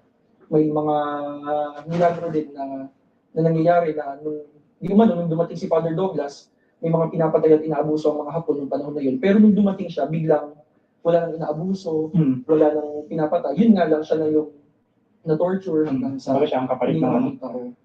So yun ang pangyayari. So kilala dito, sikat din dito yun dahil naging parish priest namin si Father Douglas. Bali dito, attorney, napansin ko meron din pala kayong pulpito, no? Yes. Ito po, matagal na rin po nandiyan dyan, no? Yes, pero isinaayos din po iyan dahil nga sa before may mga akyatan tayo kahit doon sa unahan. So nabago lang din. Pero meron pa rin kami pulpito. Pero dyan po talaga nakalagay siya dati pa? Ito, dito daw. Pero doon kasi meron din sa unahan. Sa unahan. Diyan nagsasermon yung mga pare. Dito. Walang mga mic. Parang sa baras, na? Ganyan din. Naisaayos na lang siya sir. Para kaari-ari din. Kasabay yung kapapaganda sa simbahan. Tapos dito meron din. Sinasabi, nung araw ay dyan na umaten na sa mga madre, hindi sila bababa. Oo. Ito guys, kung ba nilang isa pang pulpito. Ano ngayon? Meron pa pong umakit dyan? Ako, pero hindi na umaten. Meron bang mga di umanong tunnel din dito, kagaya sa ibang simbahan? Kwento-kwento ng mga matatanda, narinig ko lang din. So, before daw, may tunnel, simbahan, hanggang dun sa malaking bato. So, medyo malayo-layo yun ng konti kasi parang minsan, pagka may mga tatakas, ganyan, para lumabas ng simbahan o maglaro, ay doon dumadaan. Pero syempre, dahil nga po matandang simbahan, may posibilidad na totoo yung mga kwento na nagkaroon ng tunnel, lalo na nung panahon ng Hapon. So, yun yung naging tunnel. Pero, ito po kasi ay isinaayos na. So, kung ano man yung mga nakikita na tunnel o kaya mga buwang sa ilalim ay tinabunan na rin before yun. So, sa ngayon, wala na po tayong makikita. Kahit marka po nun, wala na. Ito pong imahe sa kaliwa ay ang Immaculada Concepcion at sa kanan naman ay si San Jose, esposo ni Maria at ang batang Jesus. So mga matatandang imahe na rin yan dito sa dambana ni Santa Maria Magdalena. Ang kagaya siya rin dun sa mayon. Ganito rin yung retablo mayor ng San Mateo, sa Aranzazu. Pwede tayong umikot po sa likod para makita nyo. Pero yan lang din naman. So yung adobe. Sige. Sagutin natin. Next yung likod. Yan po. Yung sinasabi ko sa inyo na firm yung adobe namin. Ang ganda ng adobe niyo. Hindi po yan nagpupultos. So yan lang po yung likod. Mga gamit lang ng mga sakris. Talagang malinis na rin talaga siya, no? Yes po. So mga gamit lang po ng sakristan. Ito po yung aming sacristy. Yan. So yun po yung sinasabi namin sa inyo. Katulad nung doon din sa nasa itaas ng ceiling. Yan yung nakahon. And talagang mga original na po yan. Yes. Opo.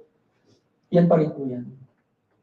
Talagang hindi na talaga tinanggal, dyan na lang siya. Hindi po. Kahit doon sa taas yun pa rin po yung mga nakalagay. It's just that pag makikita nyo, yung ceiling kasi, yung inilagay na panibagong ceiling na may puro painting ngayon, year 2014. Pag tinanggal po yun, kikita yung ganyan ng mismo. Yes, yan na po. Pero nilagyan na po iyon ng mga bakal. Papatibay. Yes, kasi may dumaang bagyo po na ang bubong po ay tanggal.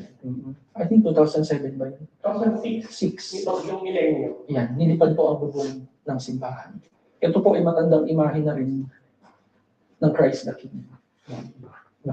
Bata pa kami. Andiyan na. Doon yung nakapwesto sa loob. Tapos, syempre mga bata matatakot. Pipicture at yung upo ka ng magulang mo dyan. Sa laki eh. So, dito na siya nilagay. Yes. Okay, dito naman tayo guys. Dito naman po ang aming Adoration Chapel. Adoration Chapel? Yes. Okay. At ito po ang aming imahe ni Santa Maria Magdalena na pang-indakan. So yung indakan po ay, ang ibig sabihin niya ay inang dakila at ningning ng Pililya na pinasinayaan noong panahon ni Father June Meneses. So hanggang ngayon, sineselebrate namin siya tuwing 22nd of the month. At saka syempre yung tuwing kapistahan. Nagkakaroon ng pagsayaw para kay Santa Maria Magdalena. Labas din po pala. Yes mo. Ito po yung sinasabi ko sa inyo kanina, si Father Francis Vernon Douglas. Yan. So 1938 to 1943, na-assign siya ng 38, tapos 1943 yung hindi magandang pangyayari na dinala siya sa simbahan sa Paite Laguna at doon na nga hindi na nakita yung katawan after siya na ma-torture. Kaya na lang po yung picture na iwan mo. Actually, si Father Douglas kasi is a Columban priest. So may record siya sa mga Columban. May mga pumunta na rin before dito ng mga Columban na isa nga sila sa mga naglalakad ng pagkabanal ni Father Douglas. So may mga record sila sa kanya. Makikita niyo ang sahig. Yan po ang Original ba rin po yan? lumang sahig. Actually before, napalitan.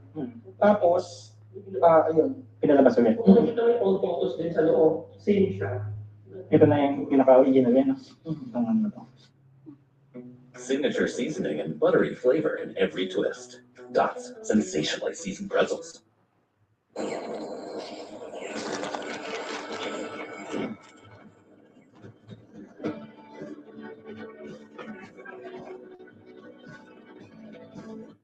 You see this briefcase right here? Looks ordinary, right? But I'm about to show you something that could be a lifesaver. Before natakpan, tapos nilabas ulit. Ito po, bale, dito, yung dedication ng simbahan to be celebrated every 20th of July, every year. Yun po yung celebration namin.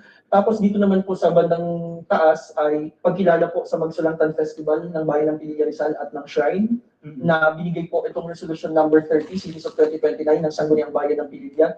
Ito naman po yung Declaration of Support and Recognition as an Affiliate Church ng Basilica po ni Santa Maria Magdalena sa Bar, France. Ito naman po ay yung declaration as Diocesan Shrine of St. Mary Magdalene. Dito po sa Diocese of Antipolo. So isa pong Diocesan Shrine itong aming simbahan. At ito din po, yung indakan naman ng Pililla na kinikilala po ng Obispo ng Antipolo, ang indakan ng Pililla sa karangalan ng Santa Maria Magdalena na sinabi ko na nga po ay ang ibig sabihin ng indakan ay Inang Dakila at Ningning ng Pililla. At ito naman po ang resolusyong nagdedeklara kay Santa Maria Magdalena ng Simbahang Katolika bilang patrona ng buong bayan ng Pililla Rizal.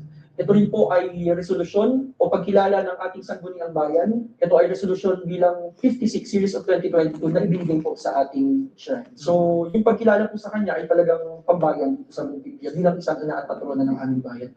At meron po tayong mga resolusyon. So, dito naman po. Ang Kamarin de Santa Maria Magdalena. Kamarin de la Santa Maria Magdalena. Yan. Ito yung aming building image ni St. Mary Magdalene. Kapag kami ay mayroong magdalaw, kumaga, pagdala ng dumadalaw, dinadala namin sa iba't ibang mga parokya o diocese, siya yung aming dinadala, ang aming ginapatro na Santa Maria Magdalene, ang building image of St. Mary Magdalene. Dami pa ngayon. So may mga token na ibinibigay, so yung mga nakasabi siya sa mga parokya na pinupuntahan namin. Ito si Santo Domingo, kung nagpunta kami sa Nalabay. Okay, so guys, ito nakikita natin sa likod yung kanilang mga images, iba't ibang images ng Santa Maria Magdalena. Ito natin nakikita. Ano po tawag ulit dito? Sa Kamarin. Ito ang Kamarin. At tinatawag nila dito. Pero pwede din po ba sila pumasok dito pagkapunta sila? Opo. Pwede naman. Basta may kasama lang. Oo, magkasabi lang. Sige ito. Okay guys, ito. Pumunta kami dito sa may second floor. Ito yung Museo di Santa Maria Magdalena. Ito yung tsura dito guys. Yan, packet sa taas. Sige ito. Yung museum po talaga. Yes, so kauna-una kami museum sa Diocese of Antipolo. So dito makikita yung mga lumang Emmanuel, yung mga garawan, o mga lumang tablet dito na nasa pangalaga ng aming gambana. Bago na lang picture taking sa loob kayo dito na rin pwede isa. Puntahan na lang natin mamaya off-cam. Okay, sige. So, yung museum nila, dito sa Manila. Yan. So papunta tayo na rin sa Campanaryo. Dito palang daanan.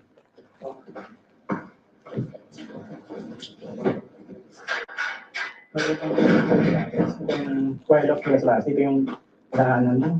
Papunta ng Bell sa taas. Maayos na rin po, no? Yes, pinayos po ito, kaya hindi na nakakabang akyatan. So yun guys, kung tayo galing sa baba. Tayo sa taas. So ito po yung bubong. Sa ibabaw na. Sa ibabaw na tayo. So ito yung mga kampana na ating ginagamit. Manual. So kapag may kristal na nagpapatulog ay talagang hindi tulad sa ibang simbahan na bago na yung electric na yung pagpapatulog. So ito manual pa rin po pala, no? yes, hindi namin natin. May mga date po itong mga ano yun, itong mga ganito kampana. Ito 1892. 1852. Tagal na. Yung pinakang yan, hindi na siya yung original. Kasi parang bibigay na before yung basta just yung engineer that time na Yes, ano lang siya. Renovate na. Bakal. Ano siyang bakal, no? Manipis na yung semento niya. Pansin ko dito, sir, no? Kita na pala yung, ano, yung Laguna Lake sa may ibabaw ng Torre. Okay, so. Yan ang itsura. Kita na yung lawa. Yan, attorney, tatanong ko lang rin, bakit ba tinawag siya na Pililya, itong bayan ng Pililya, Rizal? So, nasa history kasi na ang Pililya ay tinuturing na maliit na pila. So yung Pila Laguna, kaya tinawag siya before na Pilang Muntik. So maliit na pila, tapos naging Pililya. Dahil di umano yung Ilya at saka Ilo ay yung tawag sa mga maliliit o maliit na bata, ganyan.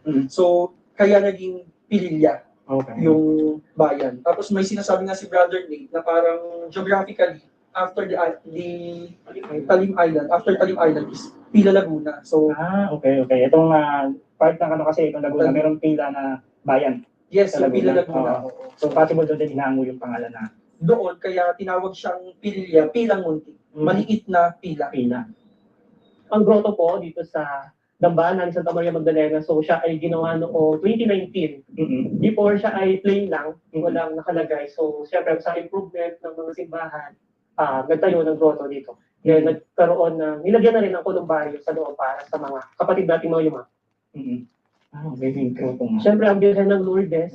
So, yung structure niya ay hango din dun sa Lourdes branch. Dito may fountain na rin, sir, no? Yes, sir. Nagmamas dito every last Wednesday ng month, 6 a.m. So, anointing of the sick din, dahil ang Birhen ng Lourdes ay kilala bilang Health of the Sick. Okay. Tingnan natin. So, yung may kita niya dito, tingnan. Meron silang fountain dito. Dito naman. Nakikita natin yung kanilang kolumbaryo din papasok. Yung mga isda, ayun. Dito.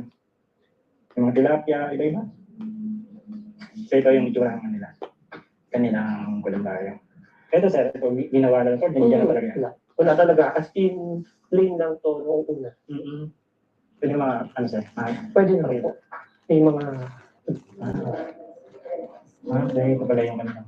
Nato lang to, sa naman. Yung itsura dito guys. Okay guys, meron kami pinuntahan na isang bahay. Malapit lang siya dito sa may simbahan. Ito yung itsura ng bahay. Sir Nate, ano po yung makikita natin dito sa loob ng bahay? So, kanina nabanggit ko na meron din kaming sa Toichero, ang mahal na senyor matanda. Dito na nakastay o silid niya sa mga gusto bumisita. Malapit lang po sa simbahan ng bahay ng mahal na senyor matanda. So, may pamilya na nangangalaga sa kanya. Nandito po siya kasama ang Birhen ng Soledad. Tuloy po kayo. Sir Nick, bali ito, nilalabas nyo rin po ito tuwing Good Friday, no? Yes, sir. Kapag Biyernes Santo, nilalabas siya kasama ng imahe ng isa pang senyor, yung bata.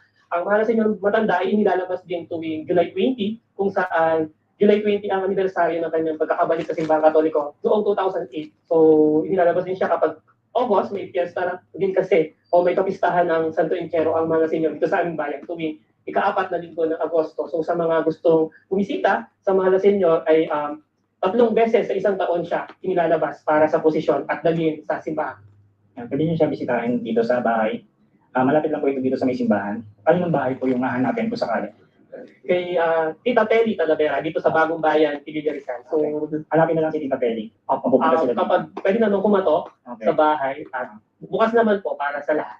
Para makita yung... Tuwing first Friday ng kada buwan ay mayroong pagdarasal dito sa Santo Inchero, 3 p.m. So, kung gusto rin nila bumisita kapag first Friday, yung monthly devotion sa kanya. Sige. Attorney, invite po natin yung mga gustong pumunta po dito sa may simbahan ng Pililya. So, ayun po, at nalibot at naikot na po natin ang lambanan sa Santa Maria Magdalena dito sa bayan ng Pililya Rizal. Sa mga nais pong pumunta at natuwa sa vlog ni Mario Travels, inaanyayahan po namin kayo na bisitahin ang lambanan sa Santa Maria Magdalena upang manalangin at patuloy na magpahayag ng pananampalataya sa Diyos sa pamamagitan sa Santa Maria Magdalena. At syempre, hindi lamang po yun, suportahan po natin si Mario Travels sa pagpapakilala sa mga simbahan, dambana at basilika na ng ating bansa. Yun lamang po at maraming salamat mula sa lambanan sa Santa Maria Magdalena. At dahil dyan, Kuya Mario, meron kang image ni Saint Mary Magdalene. Para naman sa mga gusto magsimba, para malaman ng mga paglalakad dito sa aming simbahan, pwede nyo ipalaw kami sa kanyang tuwa. Thank you sa try and find the Saint Mary Magdalene, pinigay sa circular na po para sa masses namin at sa mga paglalakad dito sa simbahan. Salamat po. It's been a long time, but I remember it well. Just like the photo we keep on the shelf. Oh, we were young. Oh, we were young. Now 10 years have passed and we're still up to time. I don't take for granted the years that go by. Started with a gaze, here we remain. All of the moments collected in time, perfectly bound like an endless line. Lucky to find what we're both looking for in this.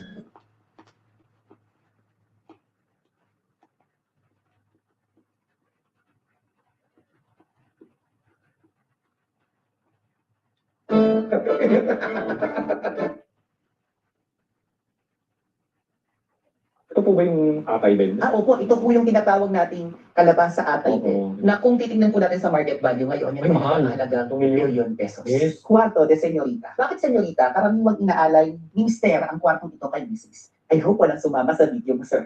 I'm sure sir wala. Welcome to Sala Bayor. Itong kwartong ito ay binubuksan lamang kapag may special na bisita at pagtitip. At Ralph's, you can save up to $1 per gallon at the pump. Ralph's, SoCal for over 150 years. Booking.com has all kinds of stays because a city hotel is right for some, but not quite right for others. Pero kapag wala, regular days, nakasarado po ito. Kapag may party, hindi na po Sala Bayor ang tawag dito. Salon de Baile. Salon de baile na. Opo. Kasi nagbabaile sila. Nagbabaile na sa sayaw.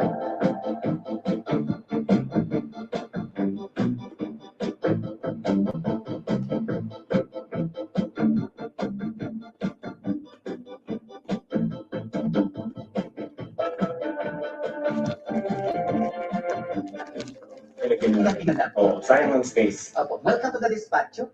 Despacho. So ito Ito po yung ang opisina ng Mister. Kaya lang ang rules dito, ang asawa, babae, at mga anak ay bawal pumasok.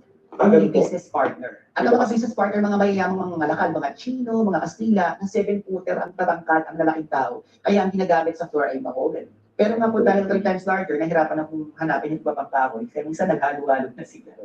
And nilagay na lang po yung kulay na dark para mamukha siya na pure mahogany. And then, kung mapapansin po natin, meron tayong mga animal horns. Nandiyan ang Philippine White Spot deer horns na ginagamit na trophy na kapag daw nanalo ka sa hunting competition, yung prize mo. Oh.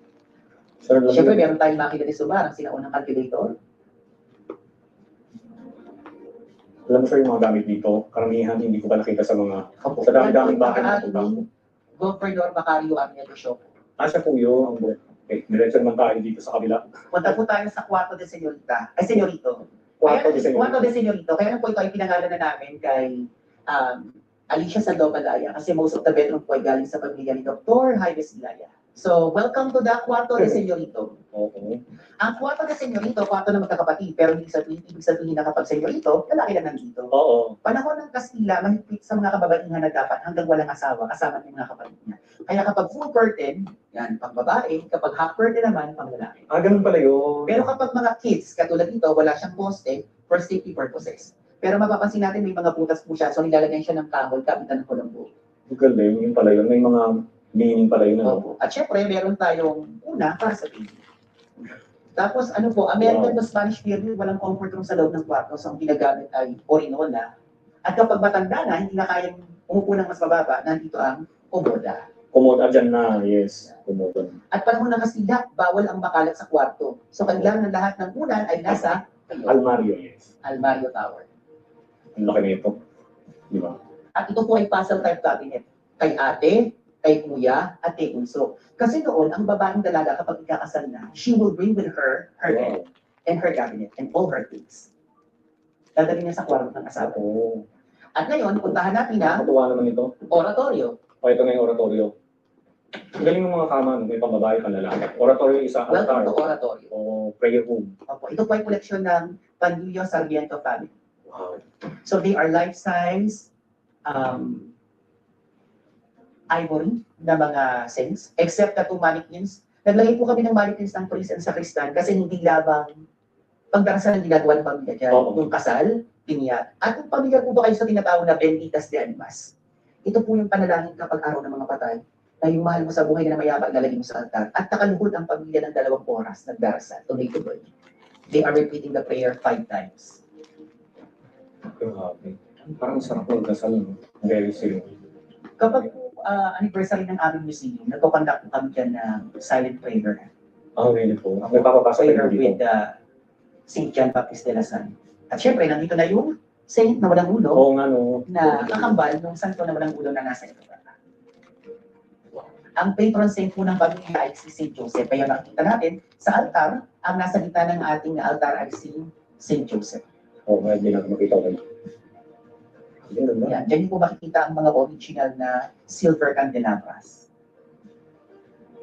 Ayun, pang mayaman ka para doon. Basta mga intricate design, maraming design. At syempre, ang pang sobrang yaman na baul, Oo na nga. punong-puno ng uki. Oo. Ang baul daw ay binibigay sa mga miyembro ng pamilya na mayroon ng sapat na tulang para daw ilagay ang kanilang mga special na dokumento tulad ng church baptismal. Oo. Kasi nga, nung panahon ng Kastila, na wala pa tayong birth certificate. Kaya bilang katunayan na ito ay isang Pilipino, kailangan meron kang church baptismal. Oo. At ingatan mo ito. At ito ay nasa paanan o nasa uluhan minsan ng kama kung saan madali siyang makita ng may-ari dito para pag may sunog, uutusan ng kasambahay, buhatin ito. Tapon sa bintana para mailigtas sa mga importanteng dokumento. Sir, question po, ito po ba yung atay din? Opo, ito po yung tinatawag nating kalabasa atay. Oo, kalabasa atay din. Na kung titingnan po natin sa market value ngayon, Ay, mahal. halaga 2 million. million pesos. Yes, super. Kaya, swerte nung may mga atay din. Apo, no, sir, no? Ito rin po ay atay bed, pero iba po ang disenyo. Oo. Itong ceiling naman dito, sir, di ba naman? Opo. Galing din po ito sa Italy, pressed metal sheets. Kaya lang may kwarto tayo na hindi pressed metal sheets ang nilagay. Oo. Kasi yung may-ari ng kwarto gusto niya gayahin yung European painting style. So puntahan po natin ang Ah, kwarto sige de po. Señorita. Kwarto de Señorita.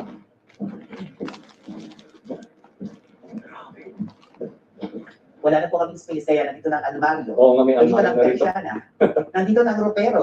Nalagyan na ng marunong damit for laundry house. Wow. Ngayon ako nakakita ng ganyan, sir. Opo. Kaya Ropero. natutuwa kami dito, isa lang ang bagsakan, pero nakahiwalay ang lalagyan ng kumot, pintuan ng kumot, at pintuan ng mga panyo at medyas. Oo nga. Pero isa lang ang bagsakan niya. So nagpapakita daw yan ng disiplina noon kung paano mo iayos ang iyong marunong damit kahit marunong na sila. Pero kung tamad-tamad ka lahat dito, no? Opo, Hindi mo tamad. nabubuksan yan. Tamad. So ito po yung kasal sa simbahan. Tapos yung kasal sa loob ng prayer room or oratory. Kasi nga po 3 beses daw pinakasal noon. Kung mayaman na. Kung mayaman. Pamilya. Pero ngayon, kapag may cellphone lang, text-text lang, sila na. Sila na nga, no? Opo. Siyempre, patatagalin pa ba? Yes po. At bago tayo pumunta sa master's bedroom, ito po ang trabaho. Kasi ang tradisyon noon bago matulog ang pamilya, naghugas ng kamay, no? Ng mukha, naglinis ng katawan. And then, natutulog na sila. Pero syempre, meron tayong 2 alipin o kasambahay, taga-abot ng tubig, taga-abot ng tuwalya. Oo.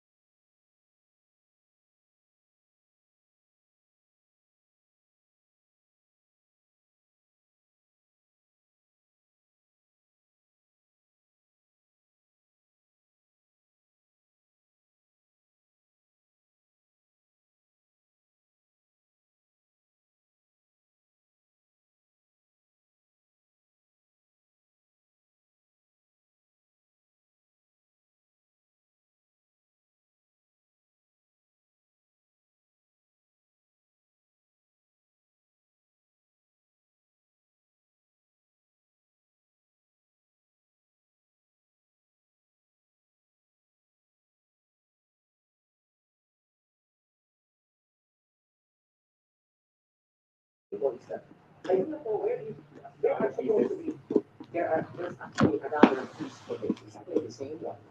Wherein if they are going to have a round table of meal, okay, they will just put the two side by side, okay, to make a round table. And then so that it will not consume a lot of space, okay, they are going to put one side or half of it on one side and supposed to be the other half of it on another side. It will serve as a console. Okay, that's why it is called magic table by some collector. And you will find here on this part here, there is some kind of a connector there. Okay, some kind of connector. One. So the other one has the connector that will connect this piece of furniture to come up with a round table. This is an antique, a genuine power clock. I know this is original, and this came from Europe during the time. This was really rehabilitated because something like that it had a damage, but it's still functioning until this time. So the moment that the clock strikes 12 o'clock or 6 o'clock, there is a code that okay, there's a tinawag na clock. It's original. And this is the only piece that I have seen.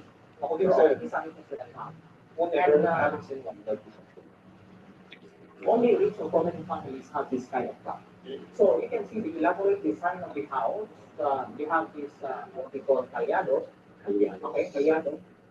Very extraordinary because they are using balustrades to allow air to flow inside the room. So even if we are here, it's very hot outside. We don't feel the water. Okay. And as you can see, the wood are made of Nara. Yes. Nara was very abundant in the menus during the time, but now it's very rare. Now this table is very important piece in this part of the house because this is where they are going to put some drinks to be served in the dining table before serving the muchacho or muchacha will put it here, some cakes for serving. Okay, they don't allow the family members to to stand up and get for themselves. Muchacho or muchachas have to serve them because that was the custom during the time. So this piece of furniture serves that purpose, and as you can see, the tabletop is made of one piece of solid marble, and it's very rare. Even rich families can afford to have it during the time. Okay, it's made of solid marble. And this one, sir, this one. This one, uh, this is actually used to, although this is not an old furniture. This is not an antique furniture. It could be a vintage one, where they are going to put some food items coming from the kitchen or kusina, and then the muchacho or muchacha, or cocinera, will probably pull this to this dining table, to the dining room to serve the food. Okay? This is an old furniture. It's not really antique, but at least it is vintage. By the way, this part of the house was a later addition, according to the owner, one of the surviving descendants. It was later added to serve as a place for siesta. Siesta. So what do family members do here is they relax in this place. Okay, using this furniture because there was air flowing. Okay, and while they enjoy seeing their beautiful garden for the night. Okay, siesta time. Siesta time. And some of the family members would sit here to play mahjong, for instance, or if not chess. Okay, so there was a close family ties among family members. There was no internet yet during the time. There was no gadget, so there was close family bonding among family members during the time. But now since we have gadgets, everybody has its own room. Okay. And this furniture is what we call a komoda. Komoda, where they store uh, some kind of a tablecloth as it is near the dining area. Okay. And what is very nice, very interesting about this piece of furniture is that it is made of solid nara during that time.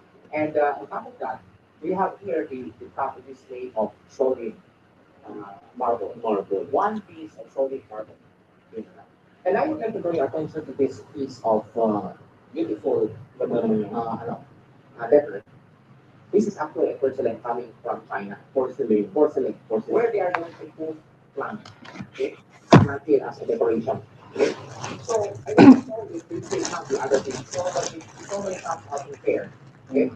So they put it on one side, the other one on the other side, where they are going to put plants. Okay, medyo mabigat siya. Oh, porcelain. Yes. And it is very common in Greece as a star process. This is a later addition. This is a collection of brassware from, I believe, from the Maranao tribe, but it's not really that antique. This is vintage.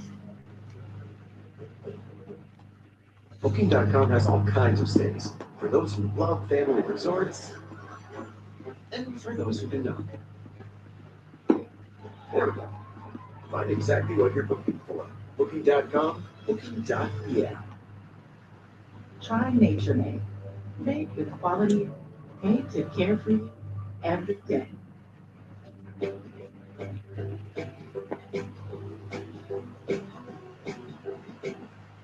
Now through the end of the year, take up to 90% off at Ashley's Overstock Accessory Sale. Thousands of in-stock accessories priced to move fast. Mirrors, pillows, racks, wall art, and more up to 90% off while supplies last. Only at Ashley. Those mobile experts really delivered to set up my new phone while I'm on the job. Everything is set up and running for you. You made this whole switching thing easy. Just don't touch anything. Oh, hello. Actually, where were you last night? I am actually, I was making fruit. I was making a comedic joke. I said don't touch anything. Introducing Store to Door. You can get a new device with expert setup and delivery. Wherever you're at, visit Mucho. Now let us go to the kusina. Kusina. Okay? So we still have these original Kachuma tiles that were used from the time. Beautiful. Okay, they have never been replaced, they have been cleaned, but it's maintained. There no damage, except probably for this one here. Okay? But at least it is still original. Then they have this pamingalan. Okay? Pamingalan.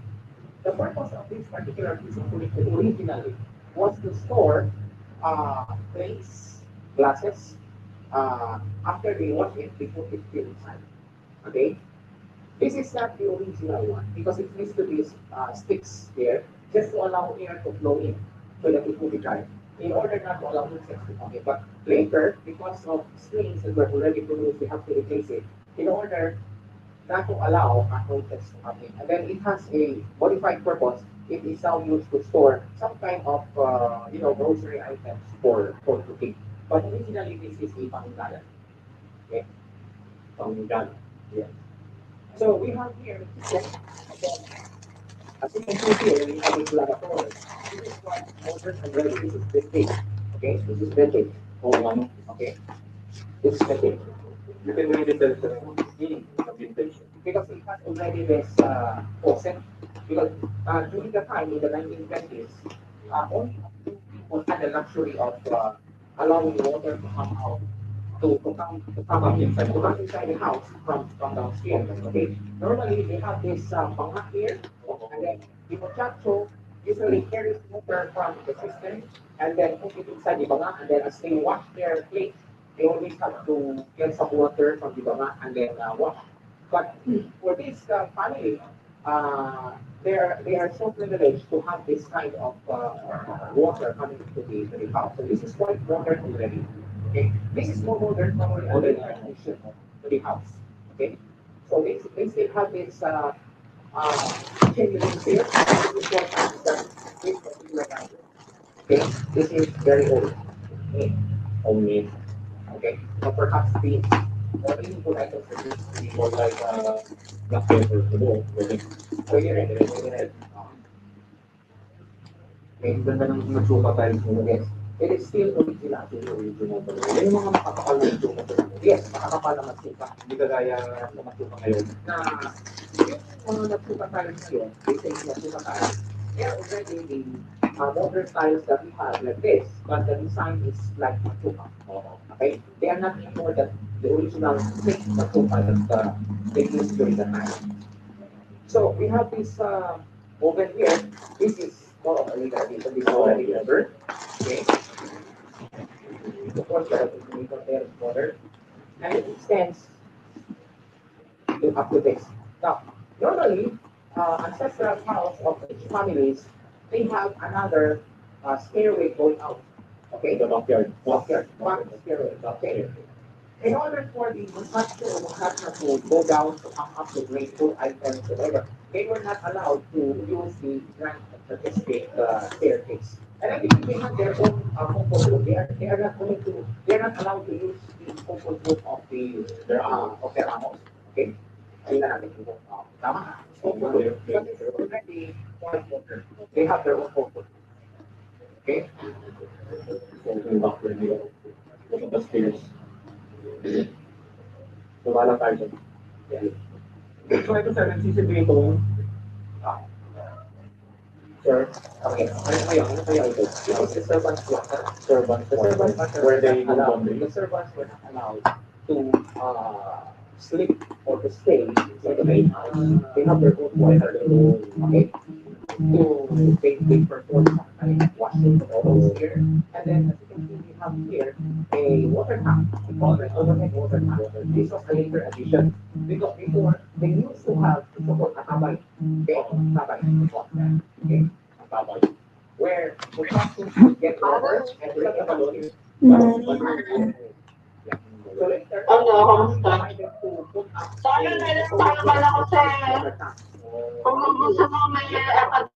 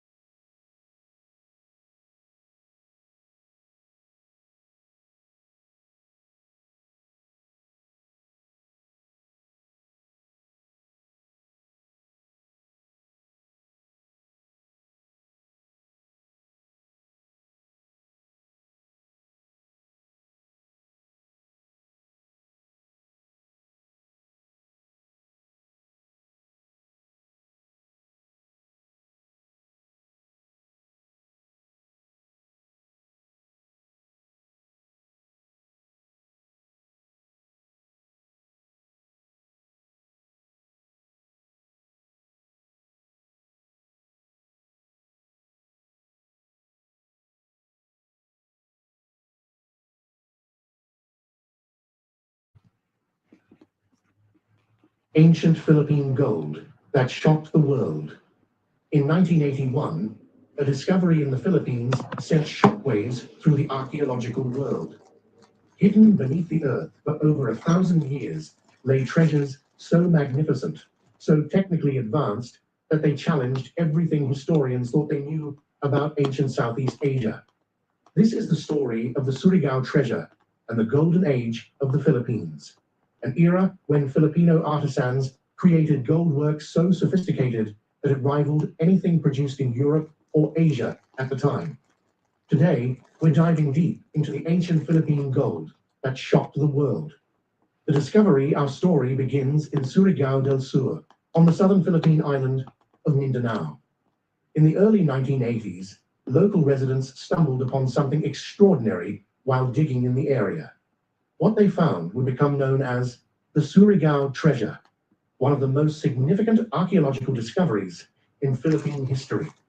The treasure consisted of an astounding collection of golden artifacts, intricate jewelry, ceremonial ornaments, death masks, sashes, and elaborate body decorations. But these weren't crude, simple pieces. These were masterworks of metallurgy and artistry, dated to between the 10th and 13th centuries. When news of the discovery reached Manila, the National Museum of the Philippines immediately dispatched teams to investigate. What they documented was breathtaking. The pieces demonstrated advanced techniques, granulation, repoussé work, filigree, and even welding methods that required temperatures exceeding 1,000 degrees Celsius. Dr. Florina Capistrano Baker, a leading expert on Philippine gold, examined the pieces and declared them among the finest examples of ancient gold work anywhere in the world. The Western archaeological community, which had largely ignored Southeast Asian gold work, was forced to take notice. But the Surigao treasure wasn't an isolated find. It was part of a much larger story, a golden civilization. The truth is, the Philippines has always been a land of gold. Ancient Chinese records from the Song dynasty referred to the Philippines as islands of gold. Spanish conquistadors arriving in the 16th century were astonished by the amount of gold worn by Filipino chiefs and nobility. Archaeological evidence now shows us why. From Luzon to Mindanao, excavations have uncovered thousands of golden artifacts spanning over a millennium. The Butuan silver paleograph, golden death masks from Oton, elaborate jewelry from Surigao, ceremonial sashes from Butuan. The list goes on. What's remarkable is the sophistication of these pieces. Ancient Filipino goldsmiths mastered techniques that wouldn't appear in Europe for centuries. They created hollow gold beads no larger than peas, connected intricate chains using microscopic loops, and crafted three-dimensional animal figures with movable parts. The diversity is equally impressive. We find Hindu-Buddhist influenced designs alongside indigenous motifs, Chinese-inspired dragons next to native crocodiles and serpents. This wasn't cultural confusion. It was cosmopolitan sophistication. These artifacts tell us that ancient Philippine societies weren't isolated villages. They were thriving maritime kingdoms engaged in extensive trade networks spanning from China to India, from Java to Japan. Gold was both a symbol of power and a medium of exchange, connecting Filipino rulers to the broader Asian world. The scale of gold production was enormous. Some historians estimate that by the 15th century, the Philippines was producing significant quantities of gold, much of it traded throughout Asia. Filipino gold beads have been found in archaeological sites as far away as Egypt and East Africa, evidence of truly global trade networks. Hey history lovers, quick favor before we start. If you enjoyed today's video, please help me reach 500 likes, and don't forget to subscribe for more amazing historical stories. Masterworks of metallurgy. Let's examine some specific pieces that showcase the incredible skill of ancient Filipino artisans. First, the gold death masks. These delicate face coverings were placed over the deceased, particularly among elite members of society. The craftsmanship is stunning. Each mask is hammered from a single sheet of gold, so thin you can see light through it, yet strong enough to hold its shape for over 1,000 years. The facial features are carefully rendered, with representations of eyes, noses, and mouths that suggest both artistry and ritual significance. Ralph's gives you low prices in every aisle with savings that add up. Ralph's, SoCal for over 150 years. Johnny showed this NFL mom a clip about her son. This smells like hot dog water, boy. We need to do something about that. Camera time, I'm gonna show you how to rinse that odor out. That smells a lot better. Rinse impossible odors out in one wash. Be a rainbow in the clouds. State Farm Life Insurance helps protect those you love in each new chapter of your life. Call an agent today. Ah, boys. Cough, congestion. All in one and done. We can use the next kickstart. Headache?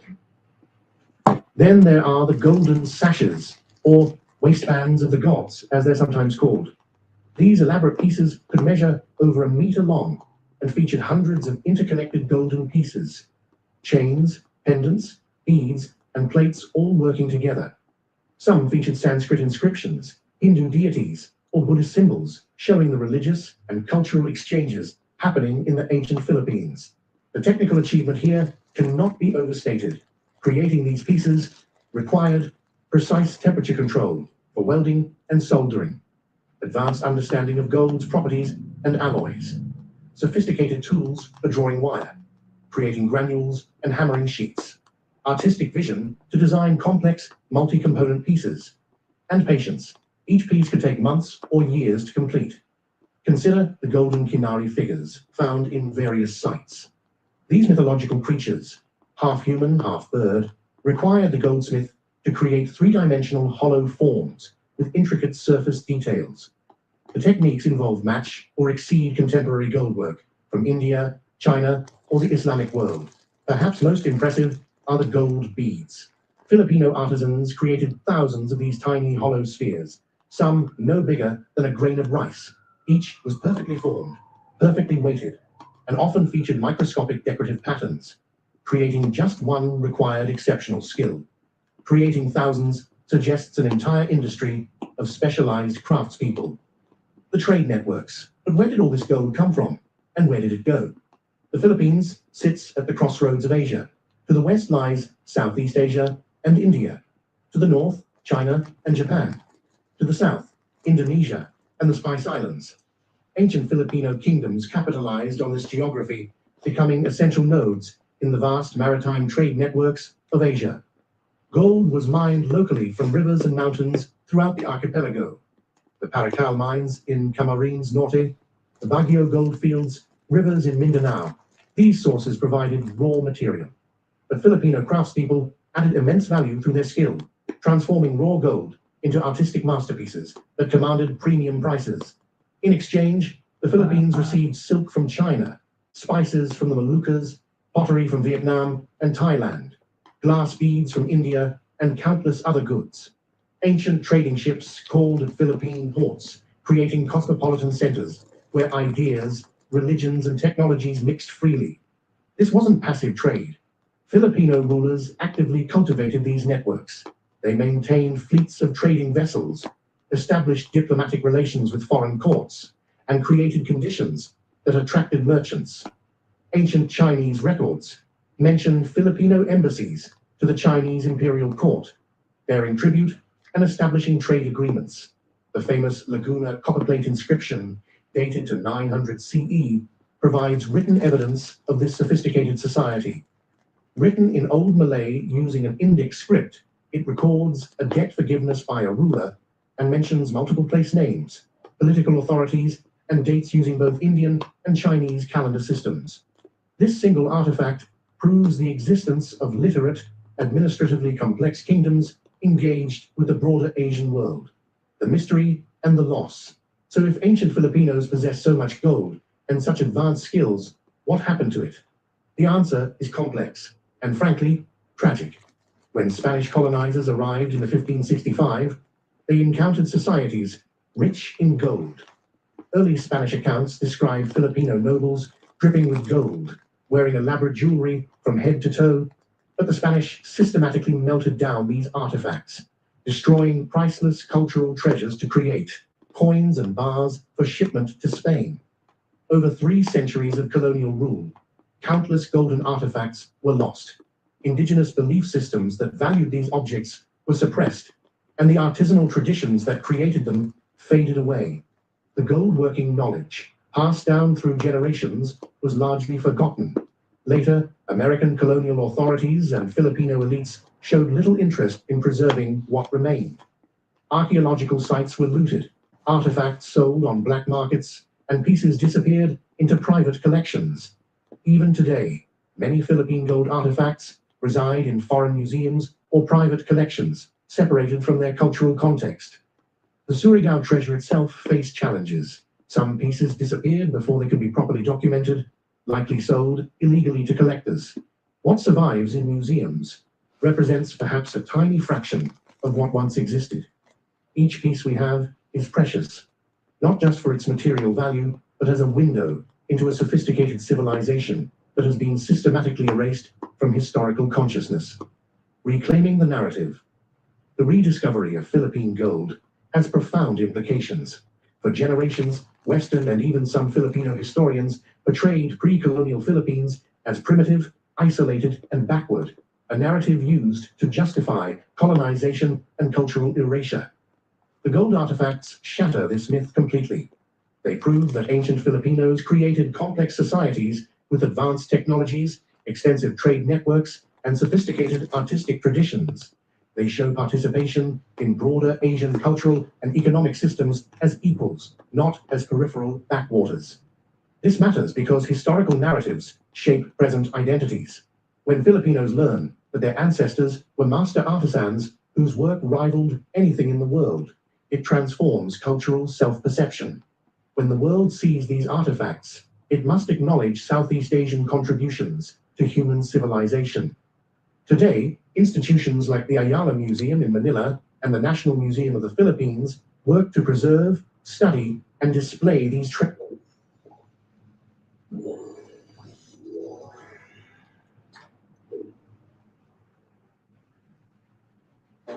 This is how to tell if your olive oil is fake. You've been using olive oil wrong your whole life, and it's costing your health. My grandkids have been telling me I'm aging in reverse. This is my secret. Number 3, canola oil. If you can find organic canola oil, then it's actually a very good oil. The problem with canola oil is most canola oil in the United States is genetically modified. Number 2, coconut oil. Coconut oil has a very high smoke point. So yes, you can absolutely use it. Unfortunately, coconut oil has only about 1/10 of the polyphenols of olive oil. Crisco was actually developed as a candle wax replacement. Crisco is an abbreviation for crystallized cottonseed oil. Cottonseed was never used on food before. In fact, it was an industrial solvent, among other things. During World War II, Procter & Gamble realized that you could put food coloring and tell people it was just like butter. They gave generous grants to the American Heart Association for promoting Crisco as a heart-healthy alternative to butter and lard. So, believe it or not, the best oil for cooking is olive oil, but not all olive oils are created equal. Have some olive oil before your bed, and your sleeping partner will love you for it. Somebody told me olive oil could be used as shaving cream. Shaving cream? Yep. Swap out that spray can and slather on some olive oil instead. It can actually be really useful for moisturizing your skin and helping it look bright and fresh. Someone commented, does olive oil actually help prevent snoring? Snoring? Fact. It turns out that olive oil lubricates your respiratory passages so that vibration doesn't happen. Can it help with my teeth? Whiter looking teeth? Yes. Extra virgin olive oil can help contribute to the look of whiter teeth because it can bind to plaque.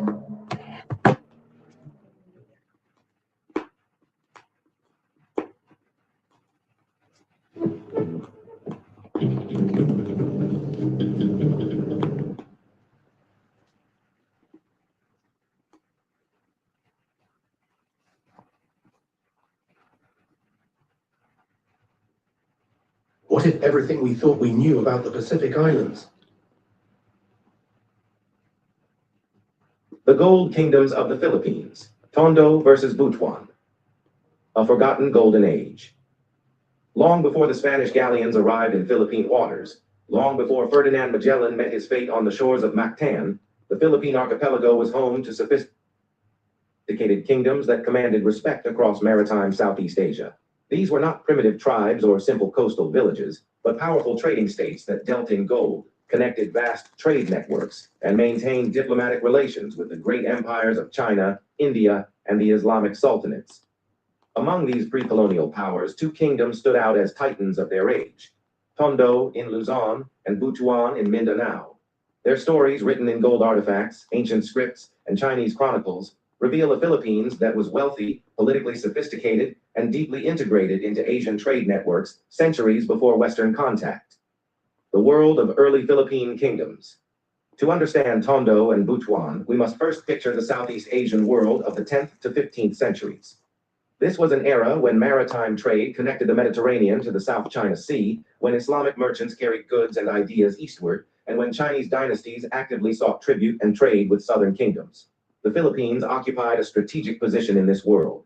The archipelago sat at the crossroads of major maritime routes, the path between China and the Spice Islands, the connection between mainland Southeast Asia and the Pacific, and the gateway between the Indian Ocean trade sphere and East Asia.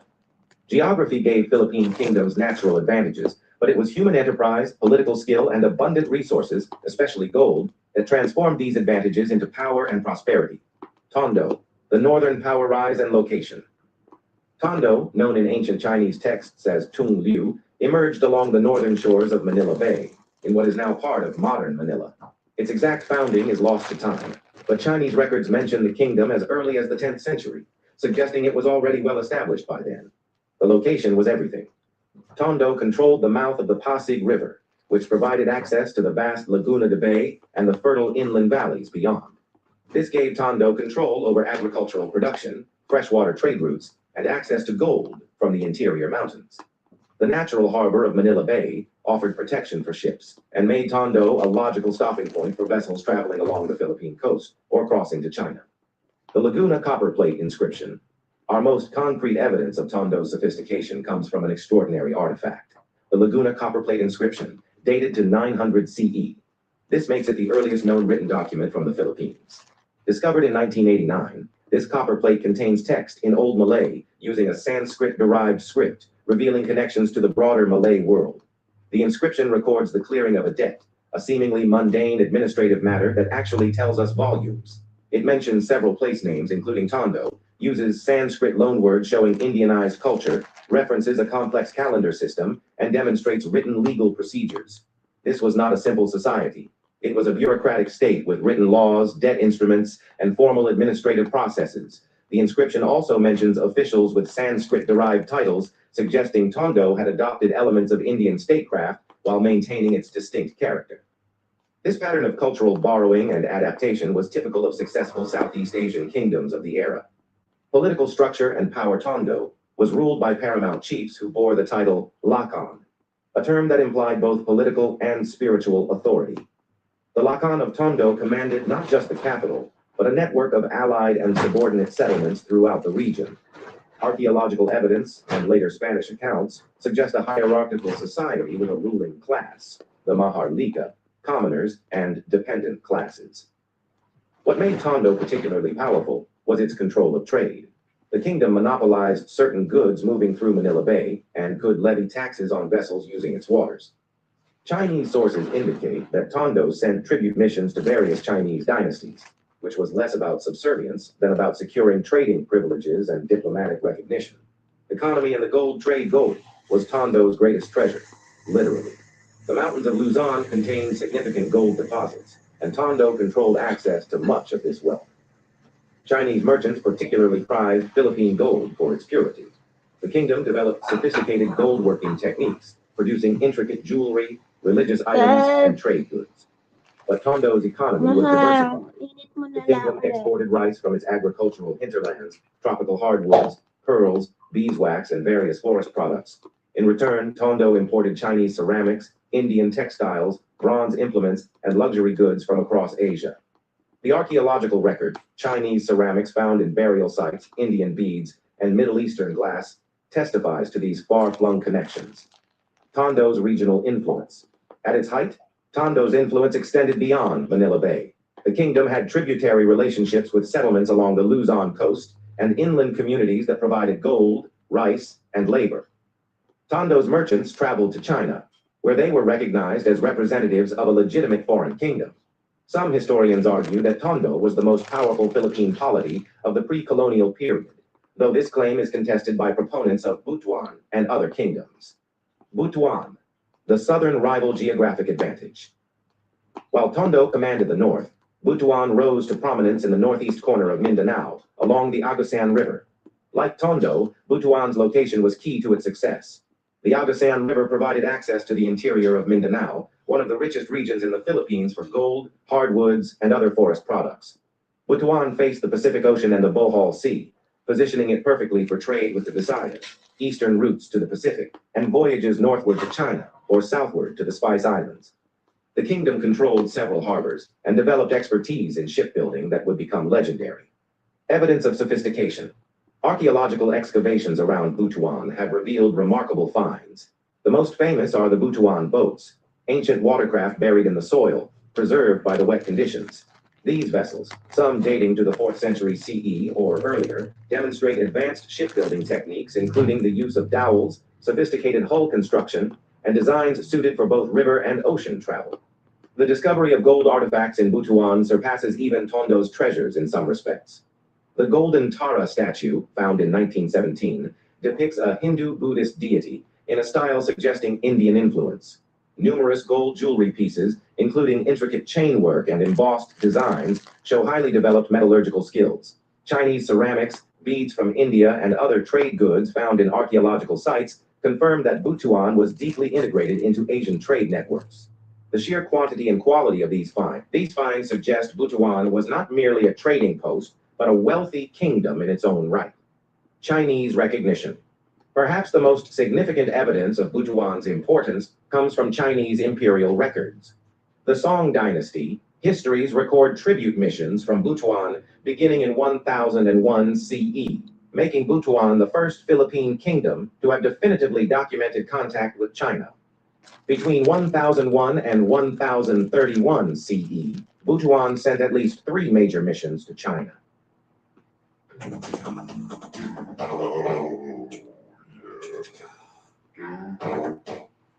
With Capella University's FlexPath format, your learning doesn't have to interrupt your life. The Barnes firm has years of experience handling thousands of car crash cases. We will give you the support you need and help to get the best result possible. Injury attorneys call 800 million.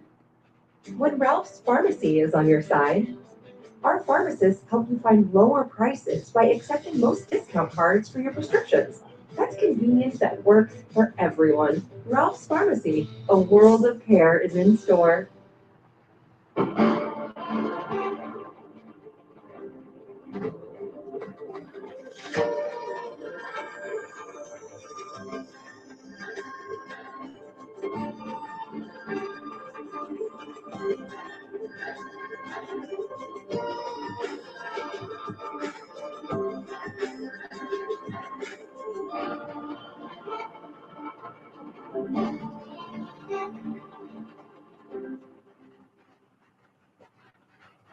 These weren't simple trading expeditions, but formal diplomatic embassies led by high-ranking officials. The Chinese recorded the names of Butuan's rulers and described the kingdom's customs, products, and political organization. This level of attention indicates that China regarded Butuan as a significant foreign power worthy of diplomatic recognition. The tribute system was actually a sophisticated trade mechanism. Kingdoms sent tribute to China, valuable gifts presented as homage, and received even more valuable gifts in return, along with trading privileges. For Butuan to maintain this relationship required substantial resources, organized government, and diplomatic sophistication. Political organization less is known about Butuan's internal political structure than Tondo's, but the evidence suggests a similar pattern. A paramount ruler supported by a hierarchy of nobles, with power based on control of trade, resources, and spiritual religious authority.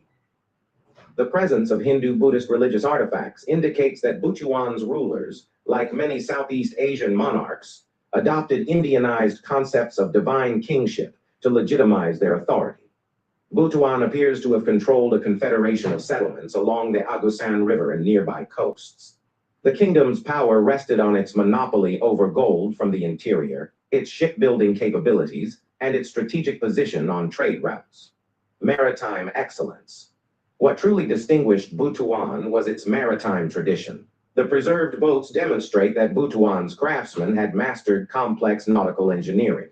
These vessels could navigate rivers, coastal waters, and open ocean, making them ideal for both collecting products from the interior and engaging in long-distance trade. Historical sources suggest that Butuan merchants ranged widely. They certainly traveled to China, but likely also visited other Philippine islands, Borneo, the Moluccas, and perhaps even Java. This maritime prowess made Butuan a formidable commercial power and gave it influence throughout the eastern Philippines and beyond. Tondo versus Butuan, comparing the powers, similarities.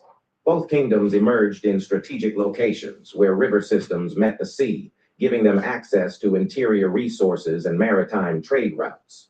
Both developed sophisticated political organizations with hierarchical societies and bureaucratic capabilities. Both engaged in long-distance trade and maintained diplomatic relations with China and other Asian powers. Both accumulated significant wealth, particularly in gold, and developed advanced metalworking techniques. Both adopted and adapted foreign cultural elements, Indianized concepts of statecraft, Sanskrit terminology, and Hindu-Buddhist religious ideas, while maintaining distinct local identities. Differences. The kingdoms differed in their geographic spheres of influence. Tondo focused on Luzon and the northern Philippines, while Butuan dominated Mindanao and had stronger connections to the Visayas and southern regions. This geographic separation meant they weren't direct competitors for the same territory, though they likely competed for Chinese favor and trade advantages. Their economic bases, while both reliant on gold, differed in emphasis. Tondo's economy appears more diversified, with significant agricultural production and a wider range of exports. Butuan seems more focused on gold, forest products, and maritime trade. Tondo controlled a larger and more populous hinterland. Butuan had superior maritime technology and shipbuilding. The timing of their peaks may have differed slightly. Chinese records show Butuan active as early as 1001 CE, while Tondo's earliest definitive documentation is the Laguna copperplate of 900 CE, though this may simply reflect gaps in our evidence. Some historians argue Butuan reached its zenith somewhat earlier than Tondo, but both were powerful throughout the 10th to 14th centuries. Cultural differences.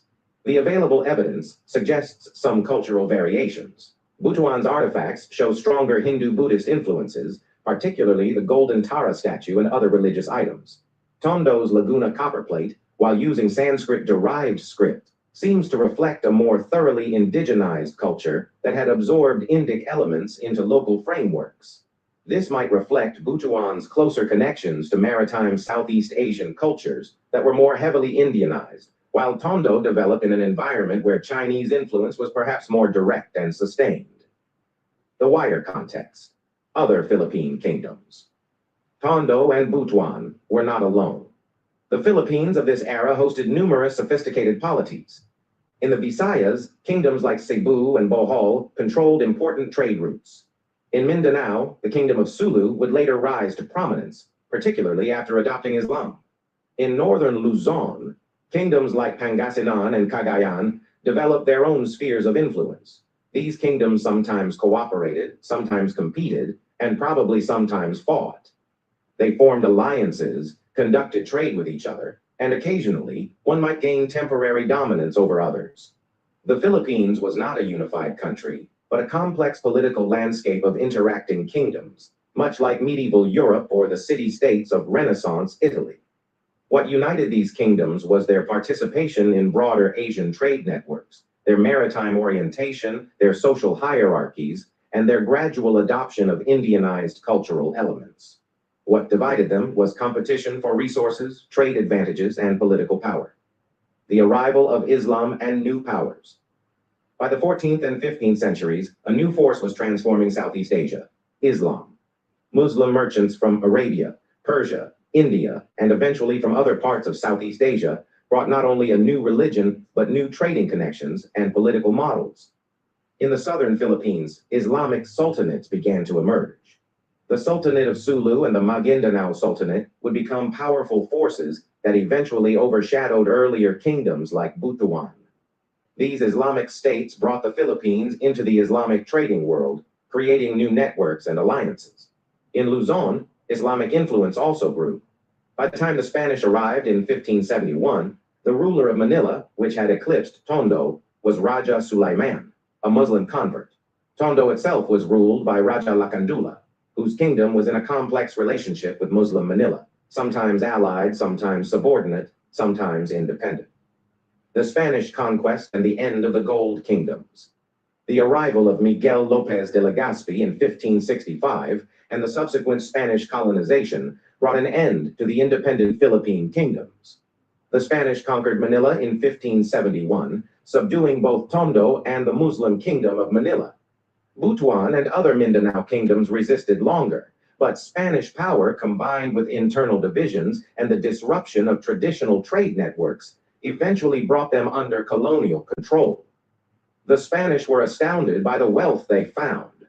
Early accounts describe Filipinos wearing gold jewelry, using gold-decorated weapons, and possessing far more gold than seemed possible for simple islanders. This wealth had been accumulated over centuries of mining, trade, and craftsmanship, the inheritance of kingdoms like Tondo and Butuan. Colonial policies systematically dismantled the old kingdoms. Spanish authorities replaced indigenous rulers with colonial officials. Christianity supplanted traditional religions, and the tribute trade system with China was replaced by the galleon trade with Mexico. Writing in indigenous scripts disappeared as Spanish and the Latin alphabet became dominant. Within a few generations, the memory of the great kingdoms faded.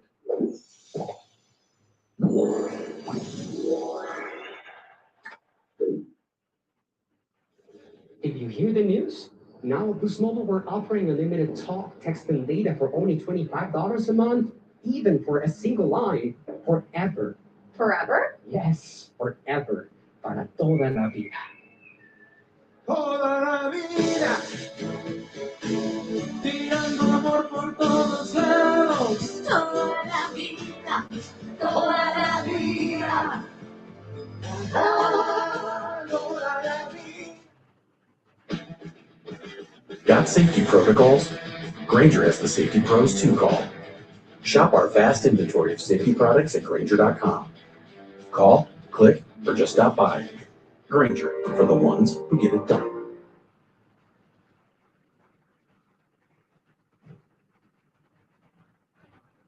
Welcome back to Mythos Amit Raj. I'm Amit, your host, and this is episode 4 of our journey through ancient Philippines. Over the past 3 episodes, we've explored forgotten kingdoms, traced migrations across oceans, and uncovered 47,000-year-old mysteries. But today we're talking about something that literally glitters. Today we're talking about gold. Not just any gold, we're talking about some of the finest gold work ever created in ancient Asia. This is the story of why early Chinese traders called the Philippines Luzon of the Golden Sands, and why Spanish conquistadors couldn't believe their eyes when they first saw Filipino gold craftsmanship. April 1981. Workers are dredging sand from a riverbed in Surigao del Sur, Mindanao. It's routine work. They're looking for construction materials, but then their shovels hit something hard, something that doesn't belong in river sand. They pull it up, wash off the mud, and suddenly they're staring at gold, pure, gleaming gold, intricate jewelry, statues, ornaments covered in detailed craftsmanship.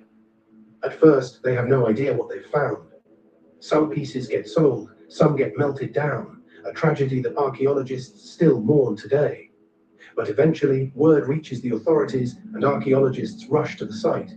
What they discover changes everything we thought we knew about ancient Filipino civilization. Over 4 kilograms of pure gold artifacts, necklaces so intricate they require magnification to appreciate. Statues of Hindu-Buddhist deities with details so fine they rival anything from India or Java. Rings, bracelets, and ornaments that demonstrate mastery of techniques like granulation and filigree. techniques so difficult that even modern jewelers struggle to replicate them. This was the Surigao treasure, and it proved, beyond any doubt, that ancient Filipinos weren't just using gold, they were masters of it. Today, we're diving into the golden age of Filipino craftsmanship, the Surigao treasure. Let's talk about what was actually found in Surigao, because these artifacts are absolutely stunning. The collection includes over 100 individual pieces, though the exact number is disputed because some items were lost or sold before archaeologists could catalogue everything. What survives today is housed in the Ayala Museum in Manila, and if you ever get the chance to see them in person, take it. Photos don't do them justice. The most spectacular pieces are the golden statues. There's a figure of a Hindu deity, possibly Garuda, or a related figure from Hindu-Buddhist mythology, depicted with incredible detail, feathers, facial features, ornate clothing. Every element is carefully crafted.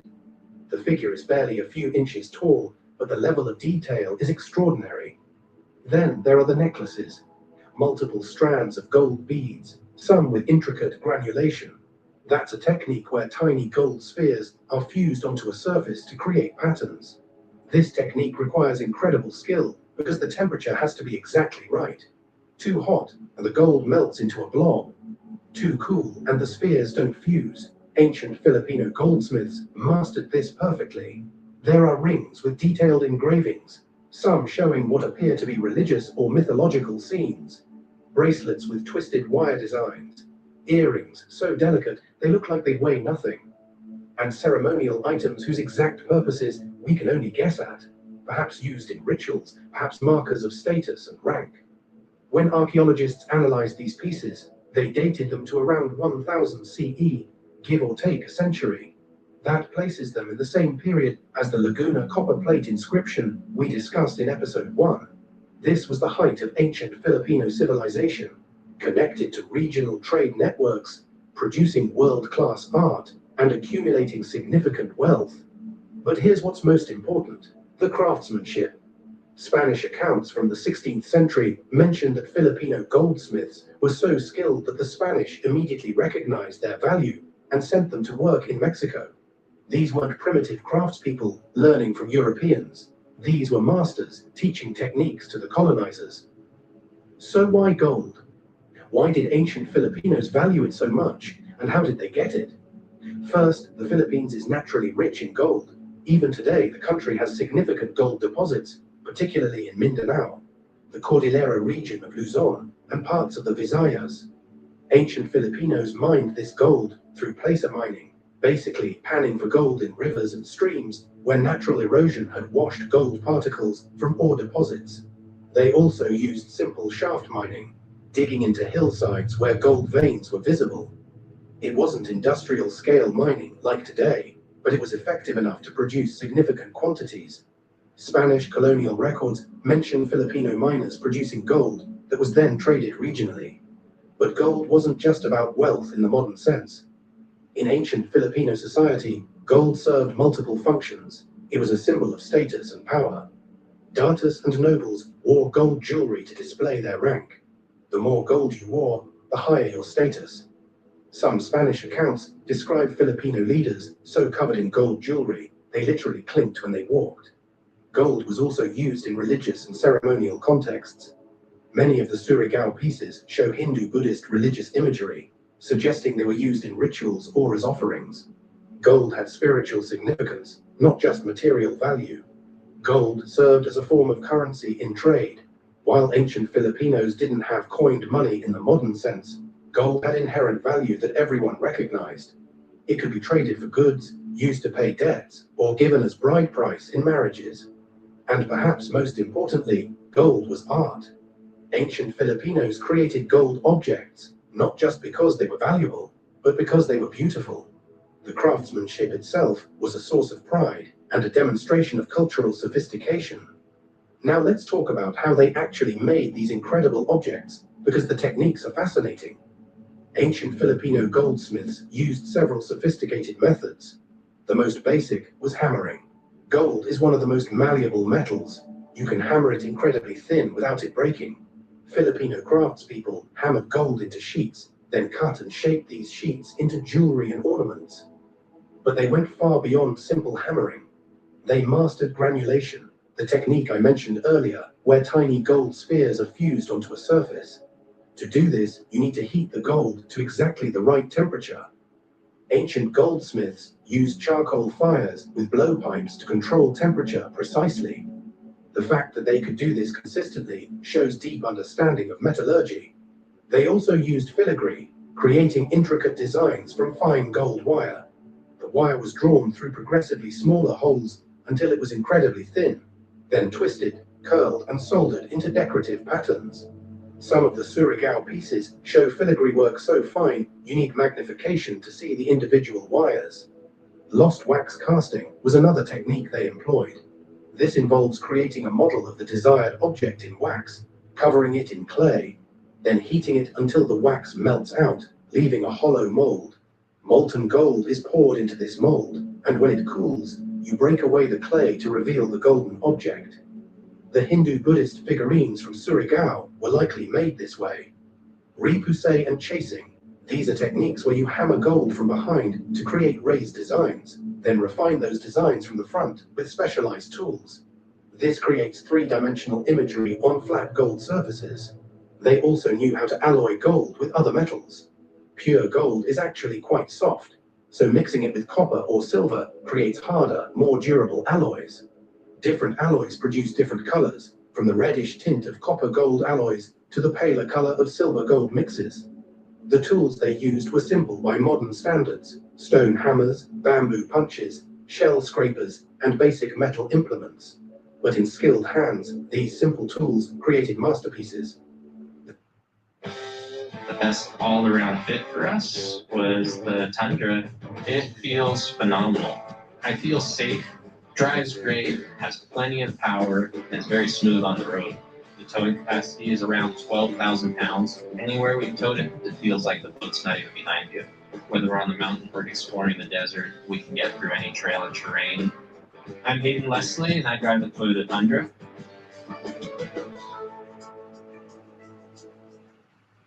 New Got to Be Curled for different curl patterns. Own your style with New Got to Be Curled. Whoa. Protein. What? Yep. Protein Eggo waffles. Same great Eggo taste with 20% of your daily protein. Lego My Protein Eggo.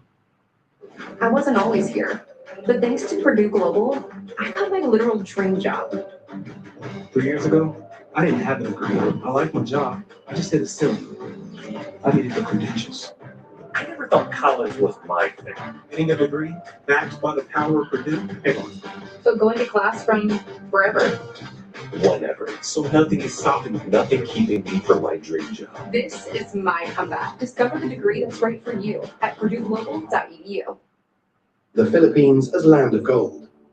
Ancient Chinese texts refer to Luzon as Liu Sung, or Luzon of the Golden Sands. Arab traders knew the Philippines as a source of gold. Why did these foreign merchants associate the Philippines so strongly with gold? Because the Philippines was a major gold supplier in ancient Asian trade networks. Chinese traders came to the Philippines specifically to buy gold, trading silk, porcelain, and iron for Filipino gold and other products. This trade was so significant that it's mentioned in Chinese historical records dating back to the Song dynasty, around 1000 CE. Arab merchants sailing the Indian Ocean trade routes also knew about Filipino gold. Some scholars believe that the legendary land of Ophir, mentioned in ancient texts, a mysterious gold-rich land, might actually refer to the Philippines or parts of Southeast Asia, including the Philippines. When the Spanish arrived in the 16th century, they were astonished by the amount of gold they saw. Miguel López de Legazpi, who established the first permanent Spanish settlement in 1565, wrote detailed accounts describing Filipino nobles wearing elaborate gold jewelry. Spanish records mentioned that even common people wore gold ornaments. One Spanish chronicler wrote that he saw a chieftain whose armor was partly made of gold, wearing gold necklaces, bracelets, and anklets, with gold-hilted weapons. The Spanish had come to the Philippines looking for the Spice Islands, but they found something else valuable: gold and the skilled craftspeople who could work it. This abundance of gold and skilled goldsmiths had a tragic consequence. The Spanish immediately began extracting Filipino goldsmiths to work in their American colonies. Filipino craftsmen were sent to Mexico to work in Spanish gold and silver workshops. Their skills were exploited to enrich the colonial powers. Many ancient gold artifacts were also melted down by the Spanish. They didn't care about the artistic or historical value, they just wanted the raw gold. This is why discoveries like the Surigao treasure are so precious. They survived the melting pot. Other gold discoveries. Surigao wasn't the only significant gold find in the Philippines. Let me tell you about some other incredible discoveries.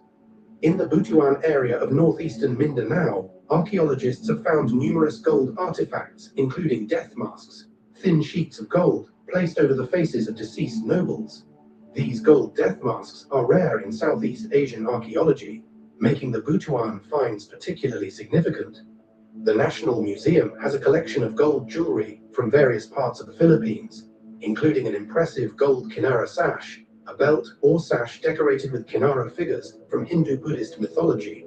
The craftsmanship rivals anything from the great civilizations of India or Java. In the Cordillera region of northern Luzon, indigenous peoples had traditions of gold mining that go back centuries. Some of these communities still practice small-scale gold mining using traditional methods.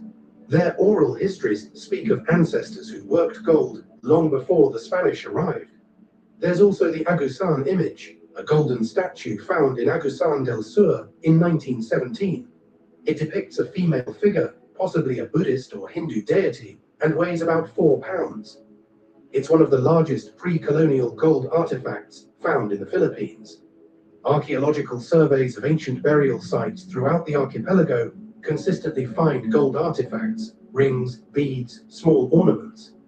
Even sites that aren't considered particularly wealthy often have some gold items, suggesting that gold ownership was relatively widespread in ancient Filipino society. What all these discoveries tell us is that Surigao, as spectacular as it is, wasn't unique. Gold craftsmanship was practiced throughout the ancient Philippines. Different regions had their own styles, their own techniques, their own artistic traditions. This was a widespread cultural practice, not isolated genius. So why does ancient Filipino gold work matter today? First, it destroys the colonial narrative that Filipinos were primitive before European contact. You can't create the Surigao treasure without sophisticated metallurgical knowledge, artistic vision, and cultural sophistication. These artifacts prove that ancient Filipinos were world-class craftspeople. Second, it shows the Philippines' deep integration into ancient Asian trade networks. The Hindu-Buddhist imagery on some pieces shows cultural exchange with India and Java. The fact that Chinese traders specifically sought Filipino gold shows economic importance. The Philippines wasn't isolated, it was connected. Third, it's a source of national pride. Modern Filipinos can look at these artifacts and see what their ancestors created. It's tangible proof of cultural achievement that survived centuries of colonization. And finally, it's a reminder of what was lost. For every Surigao treasure that survived, how many were melted down? How many artifacts are gone forever, destroyed for their raw material? We'll never know the full extent of ancient Filipino artistic achievement because so much was deliberately destroyed. Today, Filipino jewelers and artists are reviving ancient techniques. They study the Surigao pieces, experiment with traditional methods, and create new works inspired by ancient designs. The tradition isn't dead, it's being reborn. Tomorrow, in episode 5, we're going back to that copper plate we mentioned in episode 1, the Laguna copper plate inscription. We're going to dive deep into what it actually says, what it reveals about ancient Filipino society, and why a single piece of metal changed everything we thought we knew about Philippine history. You won't want to miss it. I'm Amit, this is Mythos Amit Raj, and remember, gold doesn't just represent wealth. It represents vision, skill, and the human desire to create beauty that lasts through the ages. If you're amazed by ancient Filipino gold work, hit that like button. Subscribe to Mythos Amit Raj. We've got 26 more episodes exploring this incredible civilization. Turn on notifications so you don't miss a single episode. Drop a comment. Have you seen any of these gold artifacts in person? What surprised you most about ancient Filipino craftsmanship? I love hearing your thoughts. And share this video with anyone interested in ancient art, archaeology, or the hidden achievements of Asian civilizations. Let's spread the word about these incredible discoveries. See you for episode 5. Keep exploring, keep learning, and never stop appreciating the artistry of the past. When Ralph's Pharmacy is on your side, our pharmacists help you find lower prices by accepting most discount cards for your prescriptions. That's convenience that works for everyone. Ralph's Pharmacy, a world of care, is in store. Tonight I got a lot of wins on my demon flight. Ain't coming down, gotta levitate. I know my next win is the best one, so I tell her that I'm on to the brain. On to the next one. On to the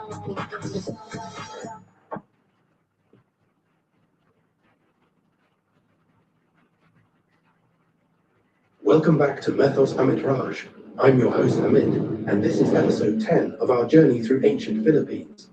Over the past 9 episodes, we've explored kingdoms, leaders, and the barangay system. But today we're talking about something intense: warfare. How did ancient Filipinos fight?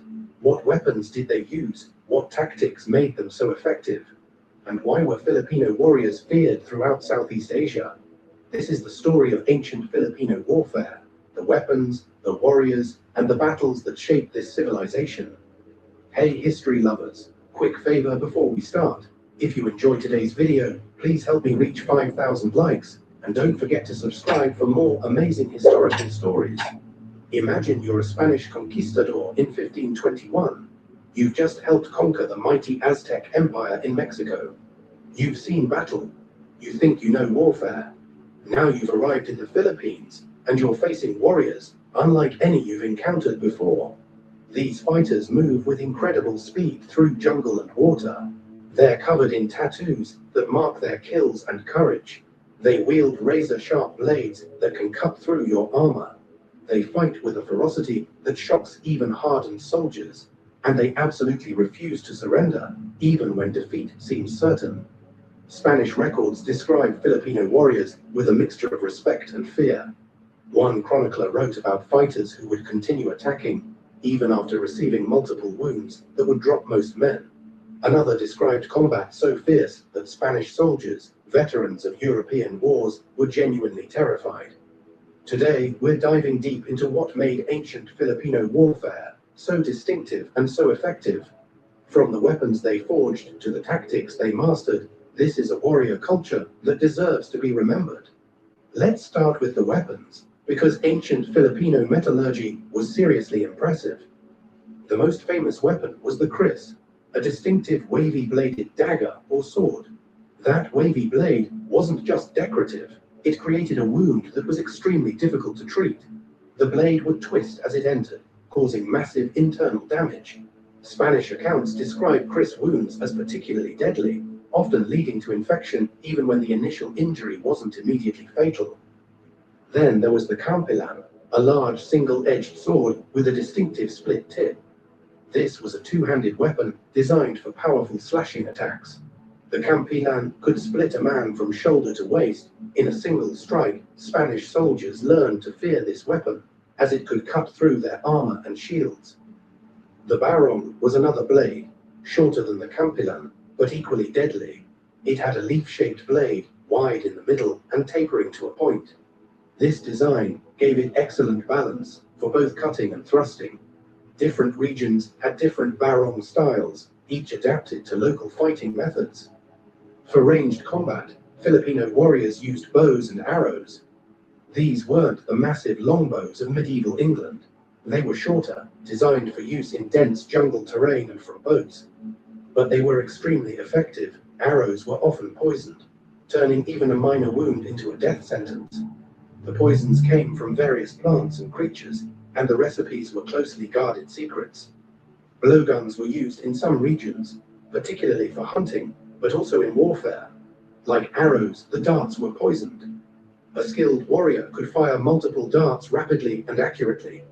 Shields were essential defensive equipment made from wood or rattan, often reinforced with animal hide. These shields were surprisingly effective. They were designed to deflect blows, rather than absorb them directly, using angles to redirect attacks. What's remarkable is that all these weapons were locally produced.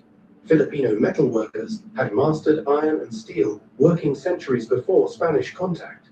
They weren't importing weapons. They were creating some of the finest blades in Southeast Asia. Warrior training and culture. Filipino boys didn't suddenly become warriors when war broke out. They trained from childhood in a martial arts tradition that was both practical and spiritual.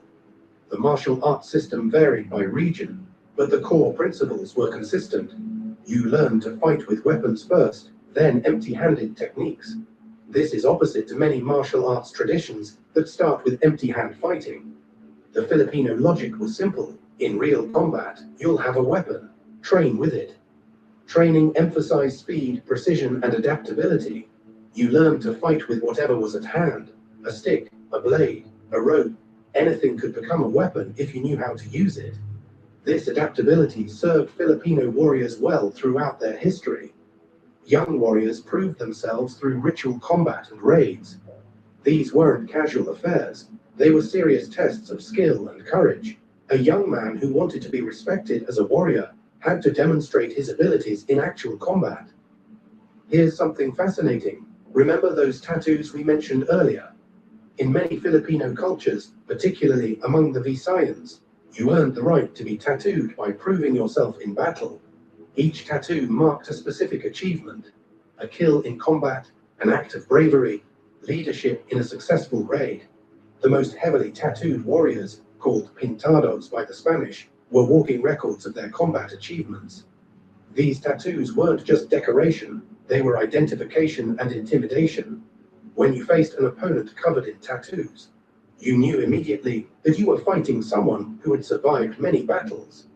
It was psychological warfare before the fighting even started. Warriors also underwent spiritual preparation for combat. Babaylans, the spiritual leaders we discussed in an earlier episode, would perform rituals to protect warriors, to ensure victory, to honor the ancestors who would watch over the battle. Whether this had supernatural effect or not, it certainly had psychological effect. Warriors went into battle believing they had spiritual protection and ancestral support. The warrior class, the Maharlika, maintained their skills even during peacetime. They would train regularly, practice with weapons, engage in mock combat. Being a warrior wasn't just a wartime role, it was a permanent identity and responsibility. Ancient Filipino warfare wasn't just about individual combat skill. It involved sophisticated tactics and strategy adapted to the archipelago's unique geography. Naval warfare was crucial. With 7,000 islands, you couldn't avoid fighting on water. Filipino warriors were experts in boat-to-boat combat. They would row their barangay boats rapidly toward enemy vessels, then board them for close combat. The speed and maneuverability of Filipino boats gave them significant advantages. Raids were the most common form of warfare. A barangay would launch a surprise attack on arrival, aiming to capture slaves, steal goods, or eliminate enemies. These raids required careful planning, choosing the right time, approaching undetected, striking quickly, and escaping before reinforcements arrived. The best time for raids was often at dawn, when people were still waking, or during festivals, when communities were distracted. Warriors would approach by water when possible, using rivers and coastlines to get close without being detected. Ambush tactics were highly developed. Warriors would hide in dense jungle, wait for enemy patrols or traders, then attack from multiple directions simultaneously. The goal was to create chaos and prevent organized resistance. Filipino warriors excelled at guerrilla warfare when facing larger, better equipped enemies. As they eventually did against the Spanish, they would avoid open battle. Instead, they used hit-and-run tactics, ambushes, and raids to wear down the enemy. They knew their terrain intimately and used it to their advantage. Communication during battle was crucial. Warriors used horns, drums, and shouts to coordinate movements. Each signal had specific meaning: advance, retreat, flank, regroup. This allowed relatively large groups to fight as coordinated units rather than just individual warriors. Psychological warfare played a major role. War cries, drums, and displays of ferocity were all designed to intimidate enemies before combat even began. If you could break enemy morale, you could win without as much actual fighting. We're building hundreds of satellites for proliferated low Earth orbit, creating a constellation at speed, enabling the Space Development Agency and our nation to respond quickly to emerging threats. Simplify your protein with 100% all-natural chicken. Tyson high-protein simple ingredient nuggets. It's refreshing when things fit just right, like your auto insurance. Okay. Come to BSW for the shoes, stay for the fun. Because if shoe shopping isn't fun, are you even doing it right? Find shoes that get you at prices that hit your budget. Okay. BSW, let us surprise you. I wanted to give something to the fans that they didn't expect. We're going to do everything in our power to blow your mind. There's magic in the arrows.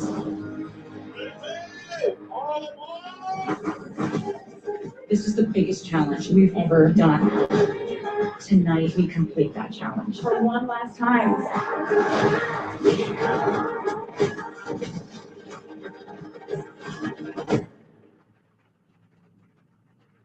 Now let me ask you, comment below, what do you think is more important in warfare? Superior weapons and numbers, or superior tactics and knowledge of terrain?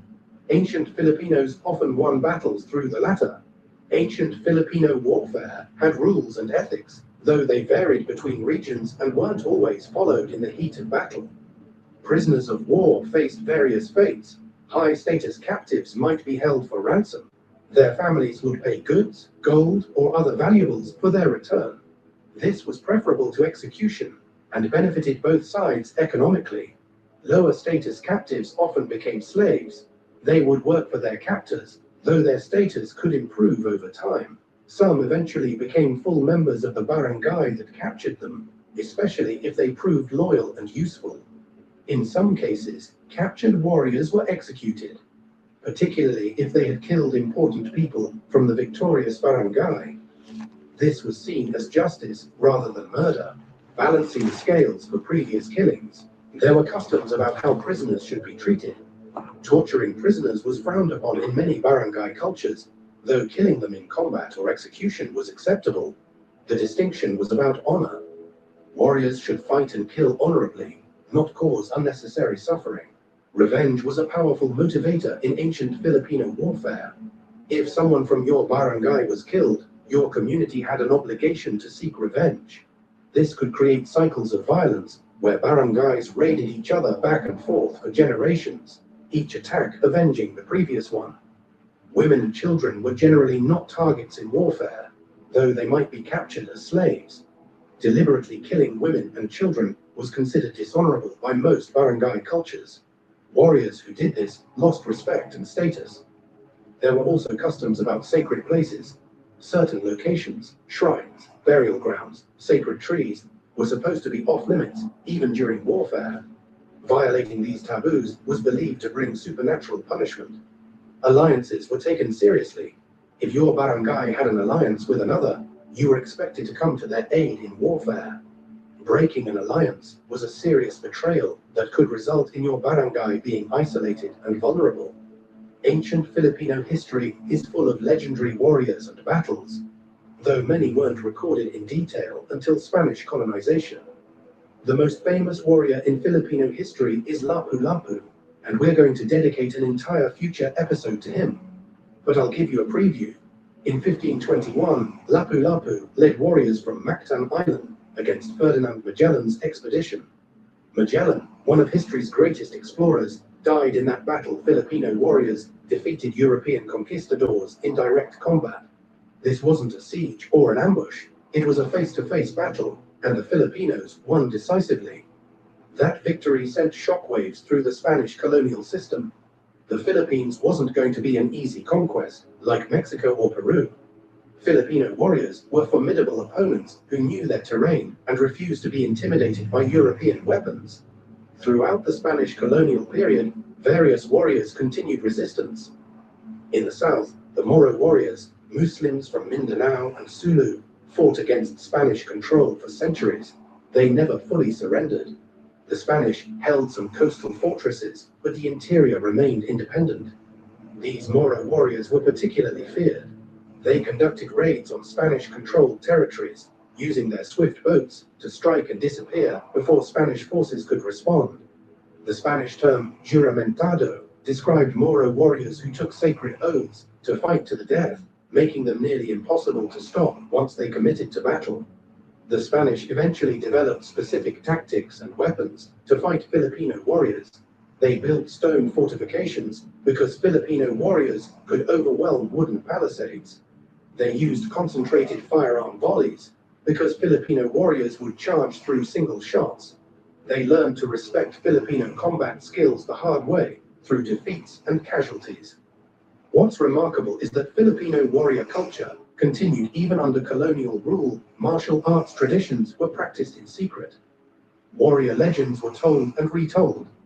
The spirit of resistance never fully died, which is why Filipino independence movements in later centuries could draw on this long warrior tradition. Different regions produced different warrior cultures. The Igorot people of the northern mountains were headhunters, with elaborate traditions around taking and preserving enemy heads. The Visayan Pintados were renowned for their tattoos and fierce fighting. The Moro of the south developed sophisticated naval warfare. Each adapted their warrior traditions to their specific environment and circumstances. Ancient Filipino warfare left a lasting legacy that extends far beyond the pre-colonial period. Filipino martial arts, known collectively as Kali, Eskrima, or Arnis depending on region, survived Spanish colonization and are practiced worldwide today. These aren't reconstructions or reimagined systems. They're direct continuations of ancient warrior traditions, passed down through generations. Modern Filipino martial arts still emphasize weapon training first, still teach adaptability, still focus on speed and precision over strength. The techniques that ancient warriors used against Spanish soldiers are still being taught and practiced. That's an unbroken chain of knowledge spanning hundreds of years. The warrior ethos also influenced Filipino culture more broadly. The concept of haya, shame or loss of honor, is deeply connected to warrior culture. So is utang na loob, the debt of gratitude that creates obligations between people. These cultural values made sense in a warrior society where honor and mutual obligation were essential for survival. Filipino resistance to colonization, both Spanish and later American, drew heavily on warrior traditions. Insurgents used guerrilla tactics that ancient warriors had perfected.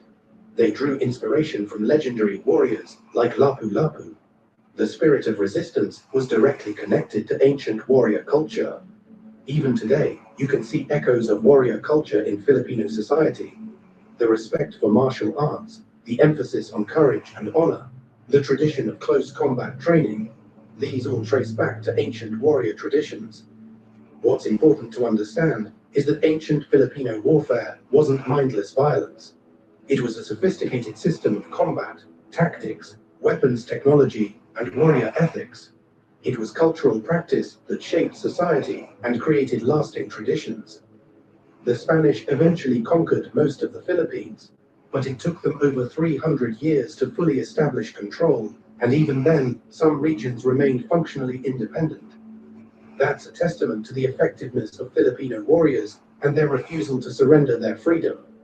In episode 11, we're exploring something visually striking: the tattooed warriors, the pintados of the Visayas. We'll dive deep into why tattoos were so important, what they meant, and how they connected to the warrior culture we discussed today. This is going to be a fascinating look at body art as cultural practice.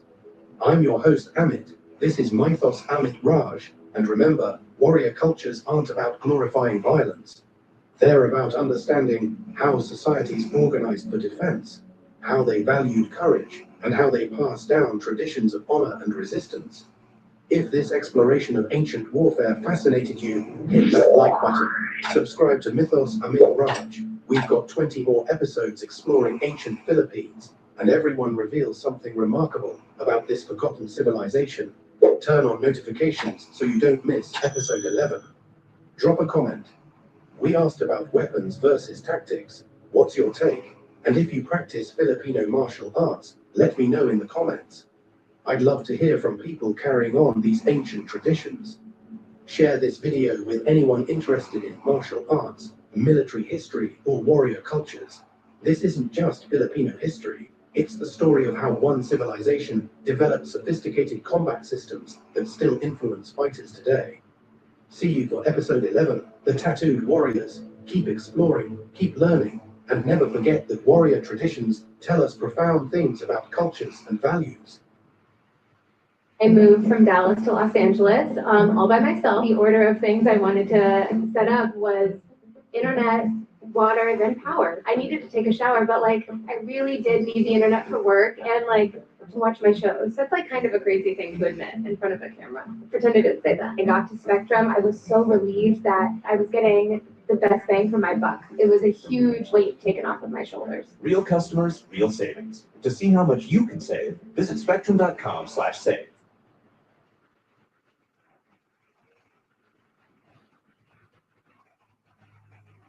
Welcome back to Mythos Amit Raj. I'm your host Amit, and this is episode 11 of our journey through ancient Philippines. In previous episode, we explored ancient Filipino warfare, the weapons, tactics, and warrior culture that resisted colonization for centuries. Today, we're diving into something visually striking and culturally profound: the tattooed warriors, the pintados of the Visayas. Why did warriors cover themselves in tattoos from head to toe? What did these intricate markings mean? How did you earn the right to be tattooed? And what happened to this tradition under Spanish colonization? This is the story of the pintados, warriors whose bodies told their life stories in permanent ink. Hey, history lovers, quick favor before we start. If you enjoyed today's video, please help me reach 5,000 likes, and don't forget to subscribe for more amazing historical stories. Picture this: April 1521. Ferdinand Magellan's Spanish expedition arrives in the Visayas, islands in the central Philippines. The crew has sailed halfway around the world. They've seen many cultures, many peoples, but nothing prepares them for what they're about to encounter. The first Filipino warriors they meet leave them completely stunned, not because of weapons or hostility, but because of what they see on their bodies. These men are covered, head to toe, in intricate tattoos, complex geometric patterns, fierce animal designs, abstract symbols covering every inch of exposed skin, arms, legs, torso, back, even faces. The Spanish are so shocked by this sight that they immediately create a new name for these people: pintados, the painted ones. Spanish chronicler Antonio Pigafetta writes detailed descriptions of these tattooed warriors, fascinated and somewhat horrified by the permanent markings. But here's what the Spanish didn't immediately understand. These weren't decorations. These weren't fashion statements or tribal identifiers. Every single tattoo had been earned through blood, courage, and survival in combat. These were warrior resumes written in ink on skin, a visual record of a man's entire combat history that everyone in the culture could read at a glance. When you faced a heavily tattooed opponent in battle, you knew immediately that you were fighting someone who had survived dozens of combat encounters. The tattoos were psychological warfare before weapons were even drawn.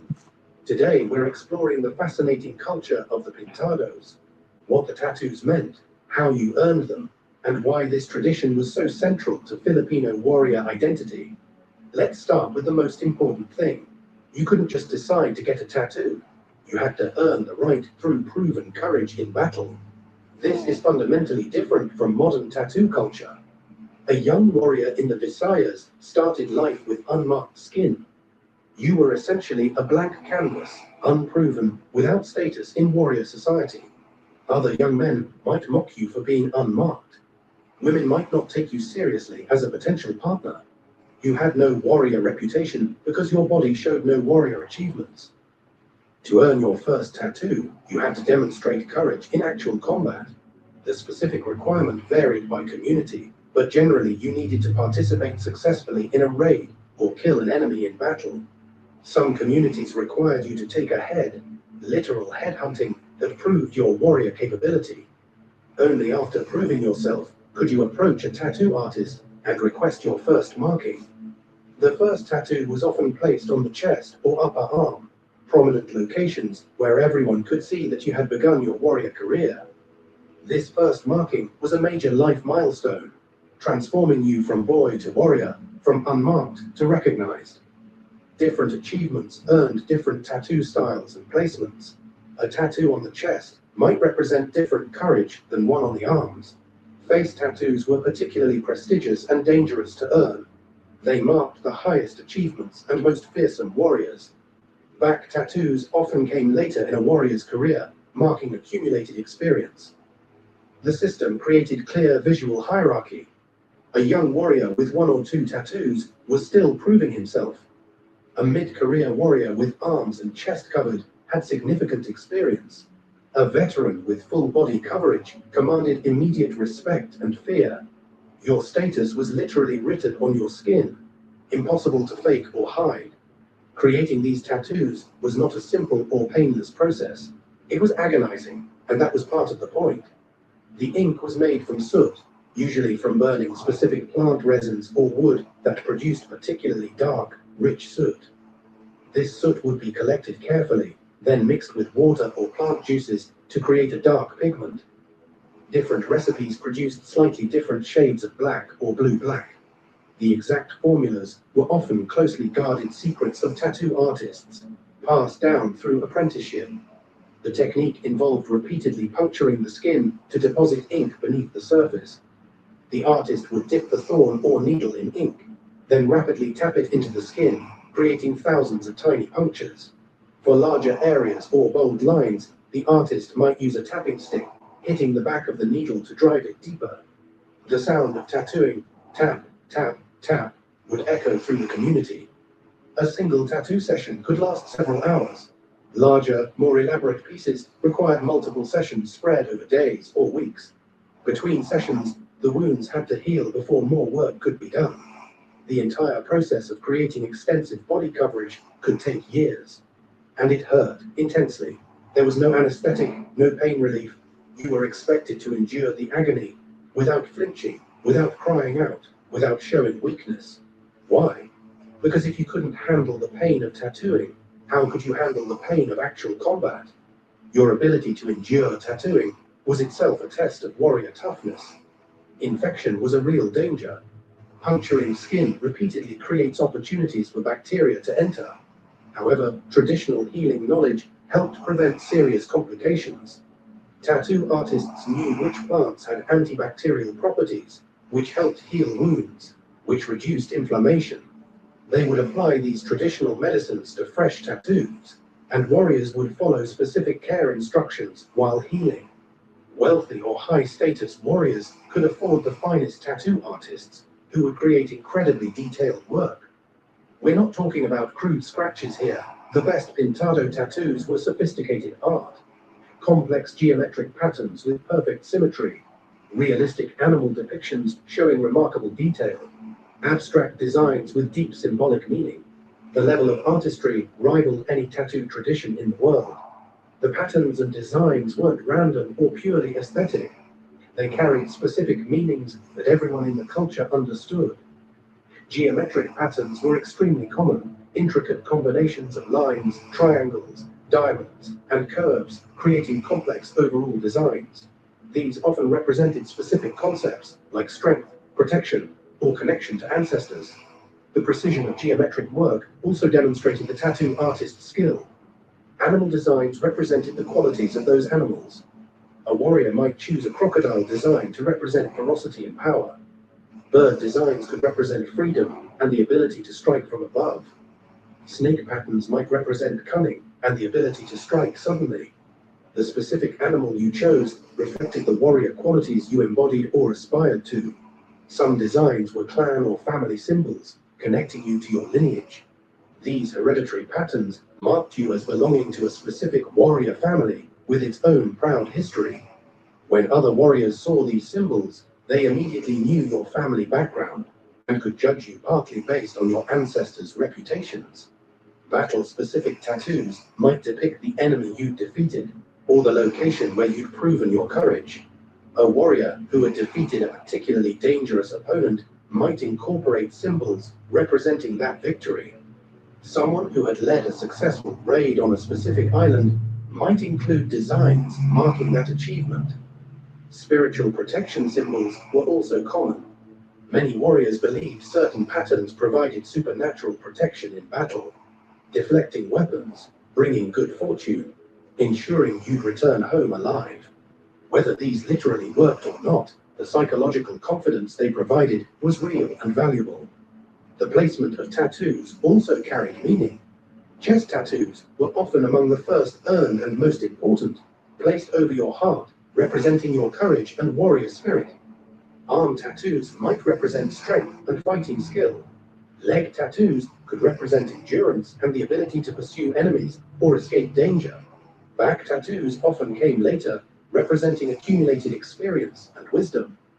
Face tattoos were the most prestigious and dangerous to earn.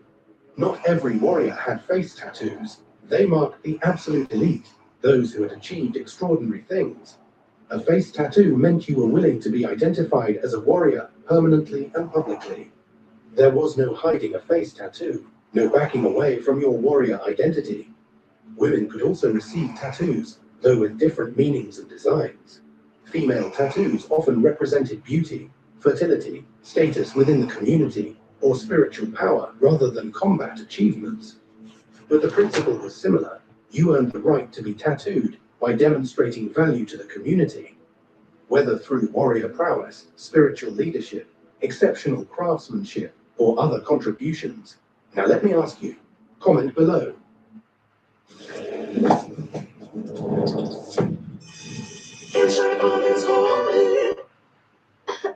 Definitely sick. On it. Take focus. You've got a cough. Got it. And a sore throat. Got it. Plus a fever. Got it. Got that too. Dayquil Kids Plus Fever, the daytime coughing sore throat fever just for kids' medicine. For years I searched high and low, every distant land. Found them on eBay.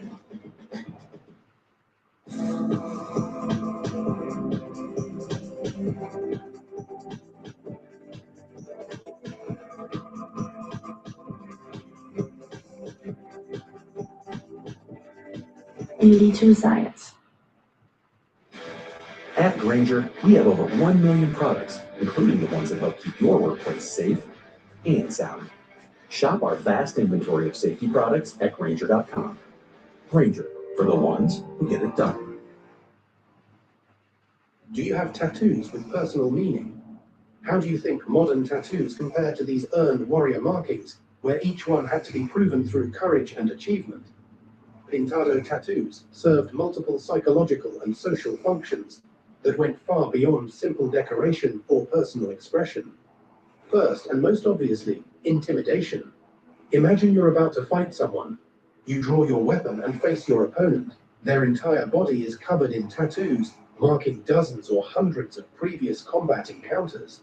Before the fight even begins, you know this person is extremely dangerous. You know they've survived countless battles that killed other warriors. That knowledge affects your confidence, your aggression, your willingness to engage.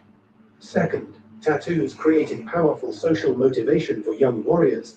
If you wanted respect, if you wanted status, if you wanted to be attractive to potential partners, if you wanted to be chosen for important raids, you needed to earn your tattoos. This drove young men to prove themselves in combat, to take risks, to demonstrate courage. The tattoo system strengthened the entire warrior culture by creating clear incentives for brave behavior. Third, tattoos were permanent accountability. You couldn't fake your achievements because everyone could see your tattoo record. If you claimed to be a great warrior but had few tattoos, people knew you were exaggerating or lying. Conversely, if you were heavily tattooed, your reputation was secure and visible. Fourth, tattoos made social assessment efficient. Leaders choosing warriors for a dangerous raid could immediately identify the most experienced fighters. Just look at who has the most extensive tattoos. Women choosing partners could evaluate a man's courage and accomplishments at a glance. Visiting warriors from other communities could assess each other's status instantly without lengthy verbal exchanges. This visual communication was incredibly efficient in a society where proving your reputation might otherwise require lengthy storytelling or third-party verification. Your body was your resume, always visible, always current. Fifth, tattoos created cohesion within the warrior class. Tattooed warriors shared common experiences. They'd all proven courage, all endured the pain of tattooing, all lived by the warrior code. The tattoos marked membership in an exclusive brotherhood, bound by shared values and experiences. Creating these elaborate tattoos required specialized knowledge and skill. Tattoo artists, often called mambabatok, held important, respected positions in the community. Tattoo artists were often connected to spiritual traditions. The Babai Lams, spiritual leaders we discussed in episode 13, sometimes performed tattooing, combining the physical process with spiritual rituals. The act of tattooing could be sacred, not just artistic. Prayers might be said, offerings made to spirits, blessings invoked for the warrior's protection. The best tattoo artists were highly sought after and well compensated. A warrior who had earned the right to a new tattoo might pay in gold, in fine weapons, in valuable trade goods, or in service. The most elaborate tattoos from the most skilled artists were expensive, which added another layer of status. Not only had you earned the tattoo through courage, you could also afford the finest work. The relationship between warrior and tattoo artist could last a lifetime. As a warrior earned new achievements, they'd return to the same artist who knew their body, their history, their developing tattoo narrative. The artist would design new pieces that complemented existing work, creating a coherent overall composition that told the warrior's complete story. When the Spanish encountered the Pintados in 1521, they didn't know what to make of them. European culture had no equivalent tradition of extensive ritual tattooing tied to warrior achievements. Early Spanish accounts are fascinating in their mix of admiration and horror. Some chroniclers wrote admiringly about the artistry and dedication the tattoos represented. They recognized the courage required both to earn tattoos and to endure the painful application process. These observers saw the Pintados as fierce but honorable warriors. Other Spanish writers condemned tattooing as savage, barbaric, or demonic. They tried to associate the practice with devil worship or paganism, framing it as something that needed to be eradicated for the Filipino spiritual salvation. This became the official Catholic Church position. Spanish missionaries worked actively to end tattooing traditions. They preached that tattooing was sinful, incompatible with Christianity. They sometimes refused baptism or other sacraments to heavily tattooed individuals. They taught that the unmarked body was pure and that tattooing defiled God's creation. In areas under strong Spanish control, particularly in larger towns where colonial authority was strongest and missionary presence was constant, they had success. Young Filipinos growing up in these colonial environments often didn't learn traditional tattooing practices. They were taught Spanish and Christian values that condemned their ancestors' traditions. But in regions where Spanish control was weak or non-existent, particularly in the mountainous interior, remote islands, and the southern sultanates that successfully resisted Spanish conquest, tattooing traditions continued. Warriors kept earning their ink, maintaining traditions despite colonial pressure. The irony is that Spanish soldiers often feared tattooed warriors specifically because they recognized what the tattoos meant. Whatever missionaries might say about savagery, soldiers understood that a heavily tattooed opponent was extremely dangerous and experienced. The very thing priests condemned was what soldiers learned to respect through hard combat experience. Over generations of colonization, tattooing traditions gradually declined in most of the Philippines. Christianity spread, and with it came European attitudes about the body. By the 1800s, extensive warrior tattooing had largely disappeared from colonized areas. In episode 12, we're exploring something that will surprise many people: women in ancient Philippines.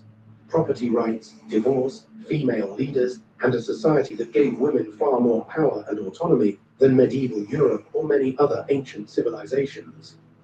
This is going to challenge assumptions about traditional gender roles. You absolutely don't want to miss this one. I'm your host, Amit. This is Mythos Amit Raj. And remember, Pintado tattoos weren't just body art. They were history, identity, achievement, and honor, written permanently on skin. If this exploration of warrior tattoos fascinated you, hit that like button, subscribe to Mythos Amit Raj, We've got 19 more episodes exploring ancient Philippines, and every single one reveals something remarkable about this forgotten civilization. Turn on notifications so you catch episode 12. Drop a comment. We asked about personal tattoos and their meanings. Share your stories. And what do you think about the idea of having to earn each tattoo through actual achievements? Could that system work in modern society? Share this video with anyone interested in tattoo culture, warrior traditions, Filipino heritage, or body art history. This is a fascinating piece of cultural history that deserves to be remembered and understood. See you for episode 12, Women in Ancient Philippines. Keep exploring, keep learning, and never forget that sometimes the most important histories are written not in books, but on the bodies of those who lived them. Easier, smarter, and way cooler. The all-new electric Nissan Leaf. MSRP starting at $29,990.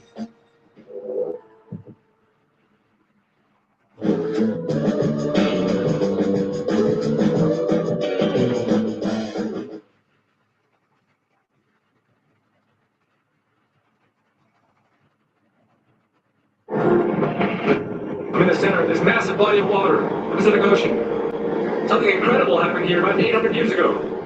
In a seemingly unbelievable coincidence, two archaeological wonders just appeared in the Pacific. One, Easter Island, where seafarers erected giant stone heads. And the other, the even more enigmatic civilization that built a place called Mucho. A legendary complex of man-made islands and stone structures built right into the coral reef. That's where I'm headed.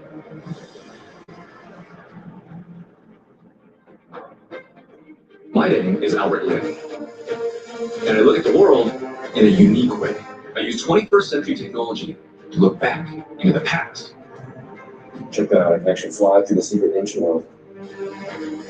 With lasers and scan deserts, to avoid dense jungle canopy, and scour the oceans to uncover the hidden worlds beneath. We're wading into uncharted waters. Now I have the military helping me find lost cities. You discover us in the most awe-inspiring places on Earth. That's where pixels become reality. That fill in the gaps in our story. Who we are, where we came from, and the brilliance that we're capable of.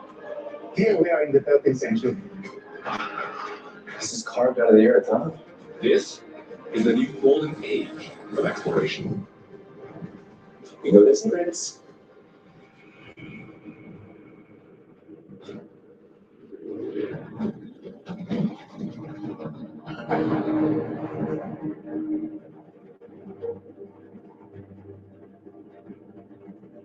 Pohnpei Island, Micronesia. One of the most isolated places on Earth.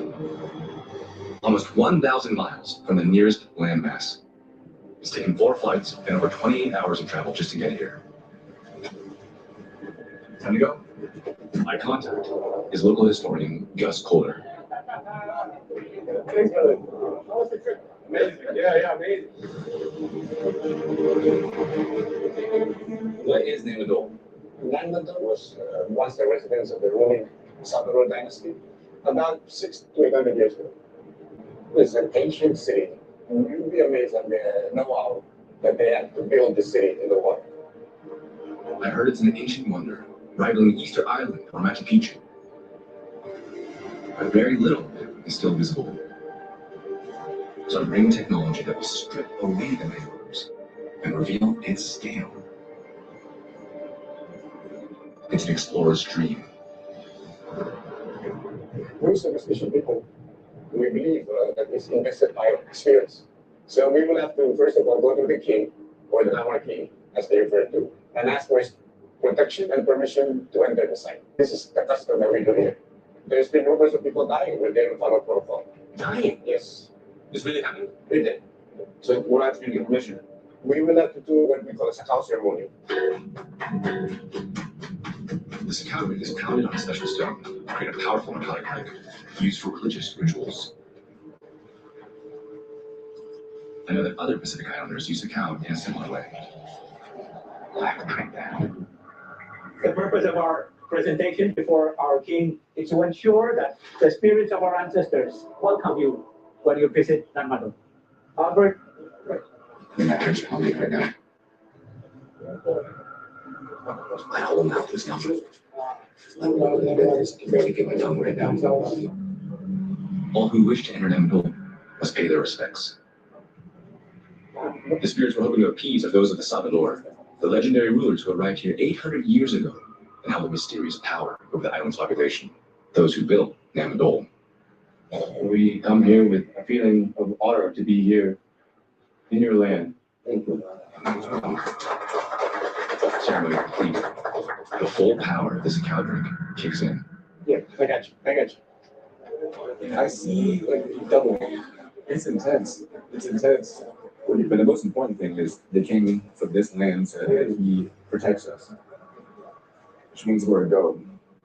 So tomorrow, it's on. And I'm adult.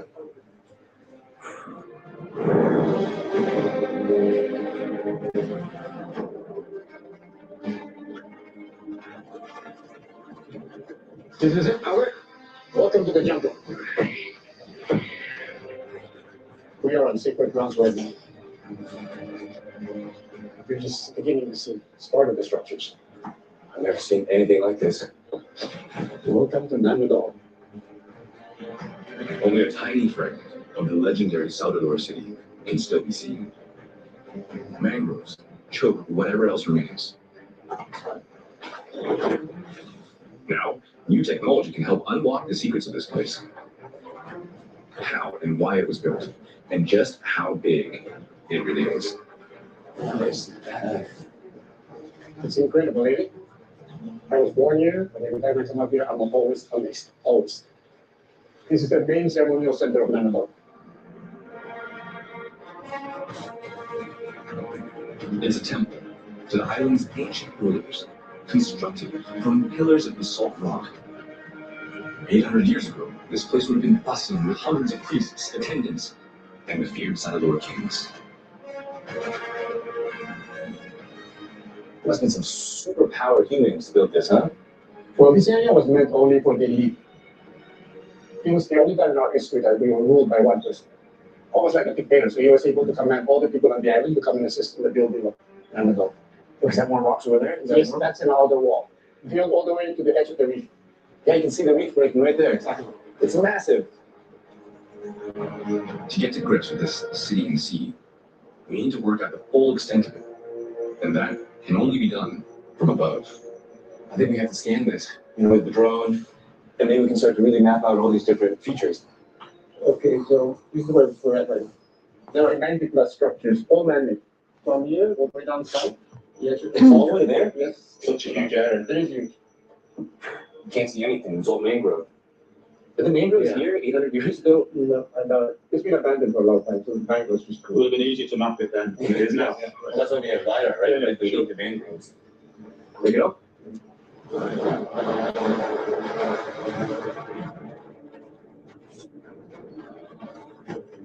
My drone team became the first of more than 40 planned flights. We're scanning this whole area, almost half a square mile, twice the size of the Vatican City. We want to strip back the jungle canopy and reveal the rest of the city.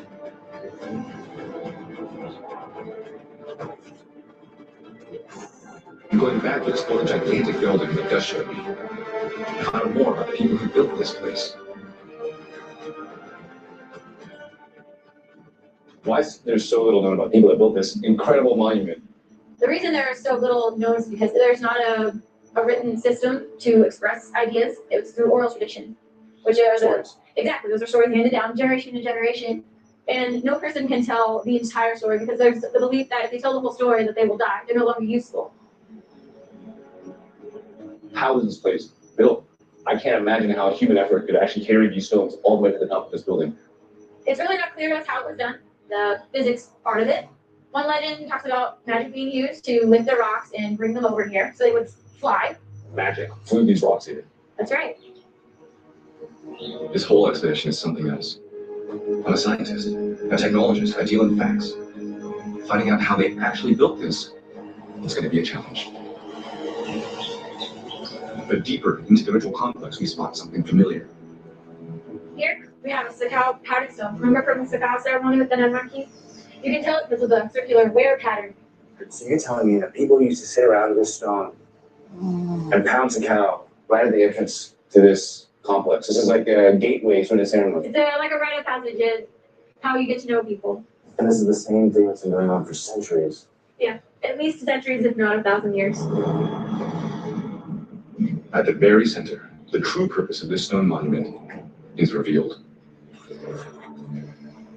Wow. This tomb housed the bones of the Sailor, the leader at the time for the whole island. How were they found? Do you know? Some of them were inside of the walls, between the rocks. It wasn't a single body found here, but the partial remains of many people, perhaps spanning generations. What do you know about the Sailors? The stories tell us that the Sailors had a bit of a bad reputation, and they didn't exactly treat everyone so well. And this is literally the heart of the whole complex.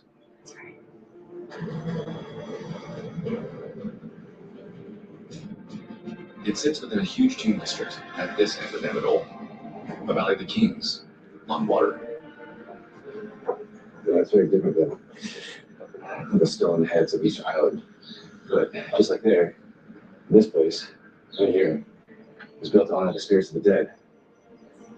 Spirits of the locals believe still reside here. The tombs we can see are only a fragment of Amadol. Our LiDAR scans should reveal a whole lot more. Hidden, somewhere under half a square mile of tropical jungle, lies the ancient city of Amadol. Our laser scanned the area with LiDAR to create a blueprint of the city. To uncover its structures and help us understand why this outdoor king was built. Hack into the jungle, take this massive drone, and launch it from every point they could in a methodical grid pattern. It's going to take some time for the processing to finish so that we can remove the trees. But we've got the first scans in. Let's pull them in. Oh, wow. That's really awesome, isn't it? Even before we remove the trees, you get a sense of this network of geometric shapes that define the human structures, right? You can already see here, here, here, and then here's the main site that you took me to earlier. So you can already sort of piece together this whole city, or what was once there. It's a glimpse into an ancient city of tombs and temples. Yeah, see, what is this? Look how straight those lines are. You see that? Look at that. They're perfectly uniform. It's a jet regular shape, but that can't be natural. That's incredible. I want to check them out. The mangrove is really dense. So, I mean, there's no way for us to walk in there. It's impossible. Unless you go by a boat. I checked Allstate first, saved hundreds on my car insurance. Unfortunately, I didn't check to see if anyone was watching before I stole cotton candy from a child. Well, at least I checked Allstate first and saved hundreds. Let's get ready to DoorDash! I don't believe what I'm seeing. Ooh, full contact delivery right there. And those nachos, mi amiga. Oh, Colin official. Say hello to his little wing. Well, at the ramen. I hope he added extra napkins to his order. He's got this bite in the bag. When the bell rings, DoorDash is here. Neutrogena Hydro Boost Water Gel magnifies the power of hyaluronic acid. Sylvania's headlight experts want to demonstrate just how much visibility your car's headlight bulbs can lose before burnout. So we've taken away 50 feet of visibility from this walk home. Don't wait until burnout. Let an auto parts professional of these retailers find your... We're headed back to the Amadol now.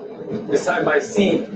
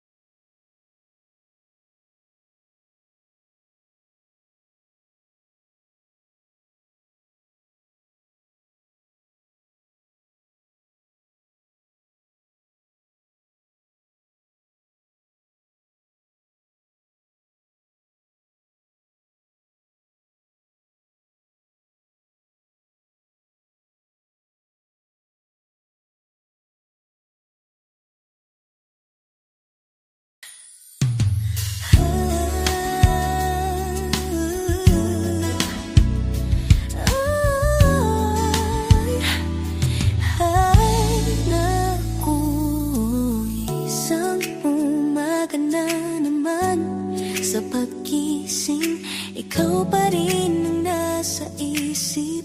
Bawat sandali, pati sa pagtulog, ikaw ay nasisilayan.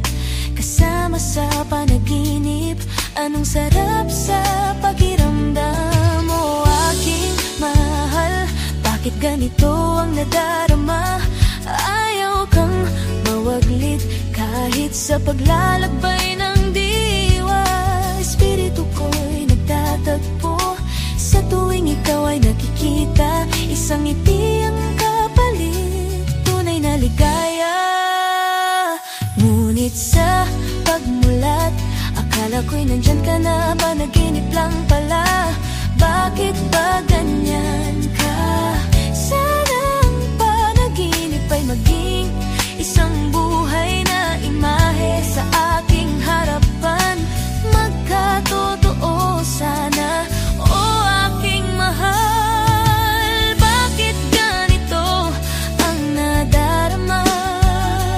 Ayaw kang mawaglit kahit sa paglalakbay ng diwa. Espiritu ko'y nagtatagpo sa tuwing ikaw ay nakikita.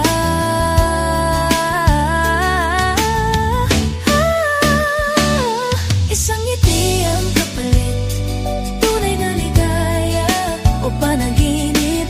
Kailan ka magiging tunay sa hinaharap ng aking puso? Magkaroon ng kulay kahit sa panaginip lang. Puso'y nagtatagpo, isang tunay na pag-ibig ay kailan magiging totoo hanggang muli. O aking panaginip, kaulayaw sa gabi, isang tunay na pag-ibig. Puso'y nagtatagpo kahit sa panaginip. Ang pag-ibig na ito sana'y di maglaho.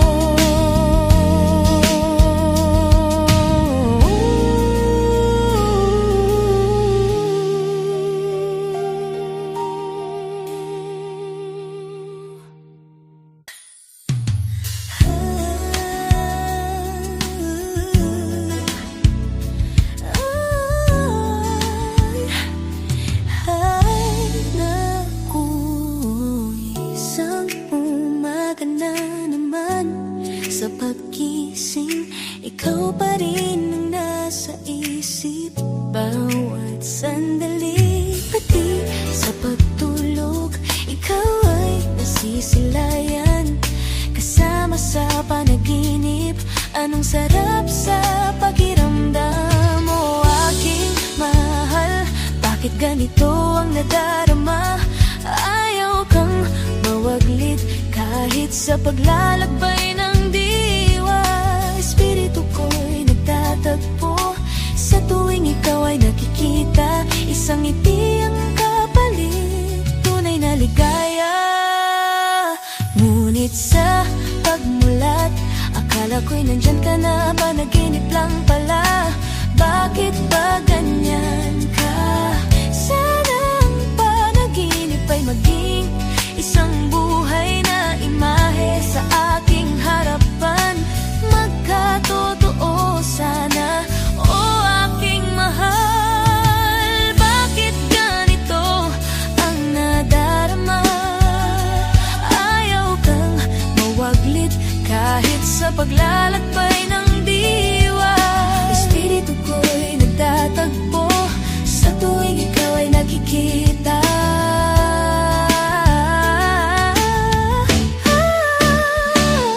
Isang ngiti ang kapalit, tunay na ligaya o panaginip. Kailan ka magiging tunay sa hinaharap ng aking puso? Magkaroon ng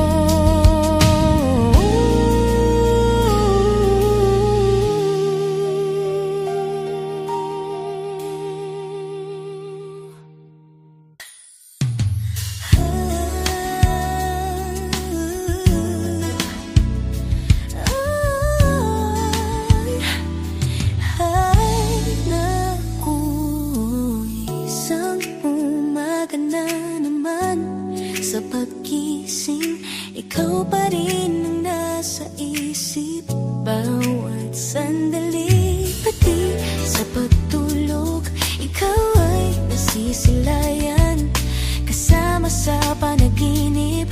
Anong sarap sa pakiramdam, o aking mahal. Bakit ganito ang nadarama? Ayaw kang mawaglit kahit sa paglalakbay ng diwa.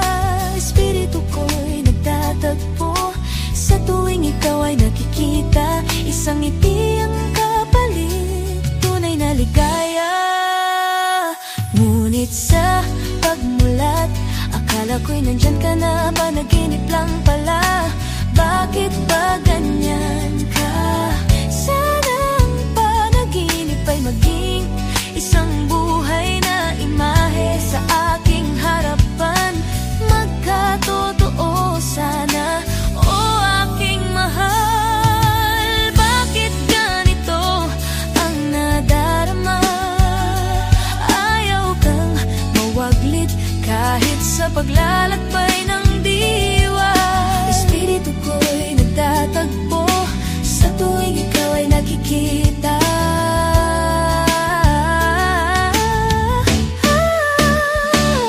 Isang ngiti ang kapalit, tunay na ligaya o panaginip. Kailan ka magiging tunay sa hinaharap ng aking puso? Magkaroon ng kulay kahit sa panaginip lang. Puso'y nagtatagpo, isang tunay na pag-ibig ay kailan magiging totoo hanggang muli. O aking panaginip, kaulayaw sa gabi, isang tunay na pag-ibig. Puso'y nagtatagpo kahit sa panaginip. Ang pag-ibig na ito sana'y di maglaho.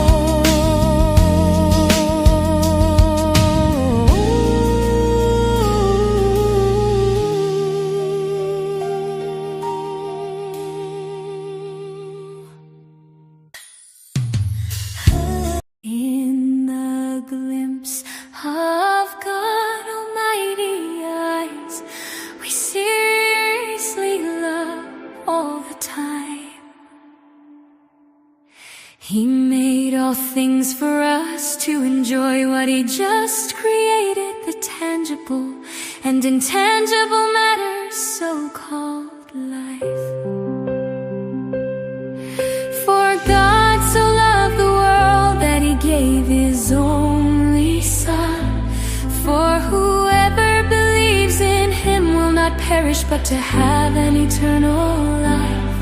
So how we can see so-called eternal life if this life not taken care of?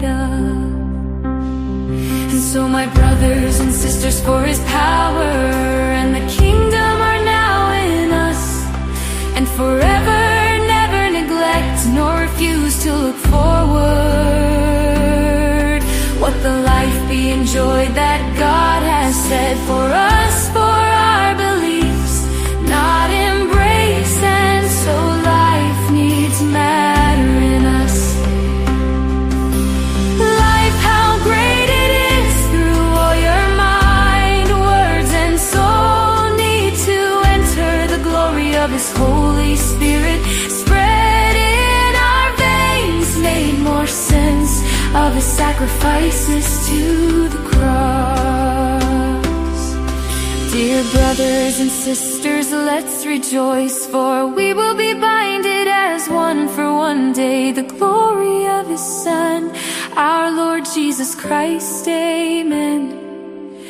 Rejoice of His life existence, made us stronger day by day, for His made sense only if we believe that He is there on the next second coming of our very own God who died from the cross. Let's transfer the good news of the Lord, and let be excited too, for He is coming, and be blessed to experience the love of His greatness. Arrival for is to the entire world and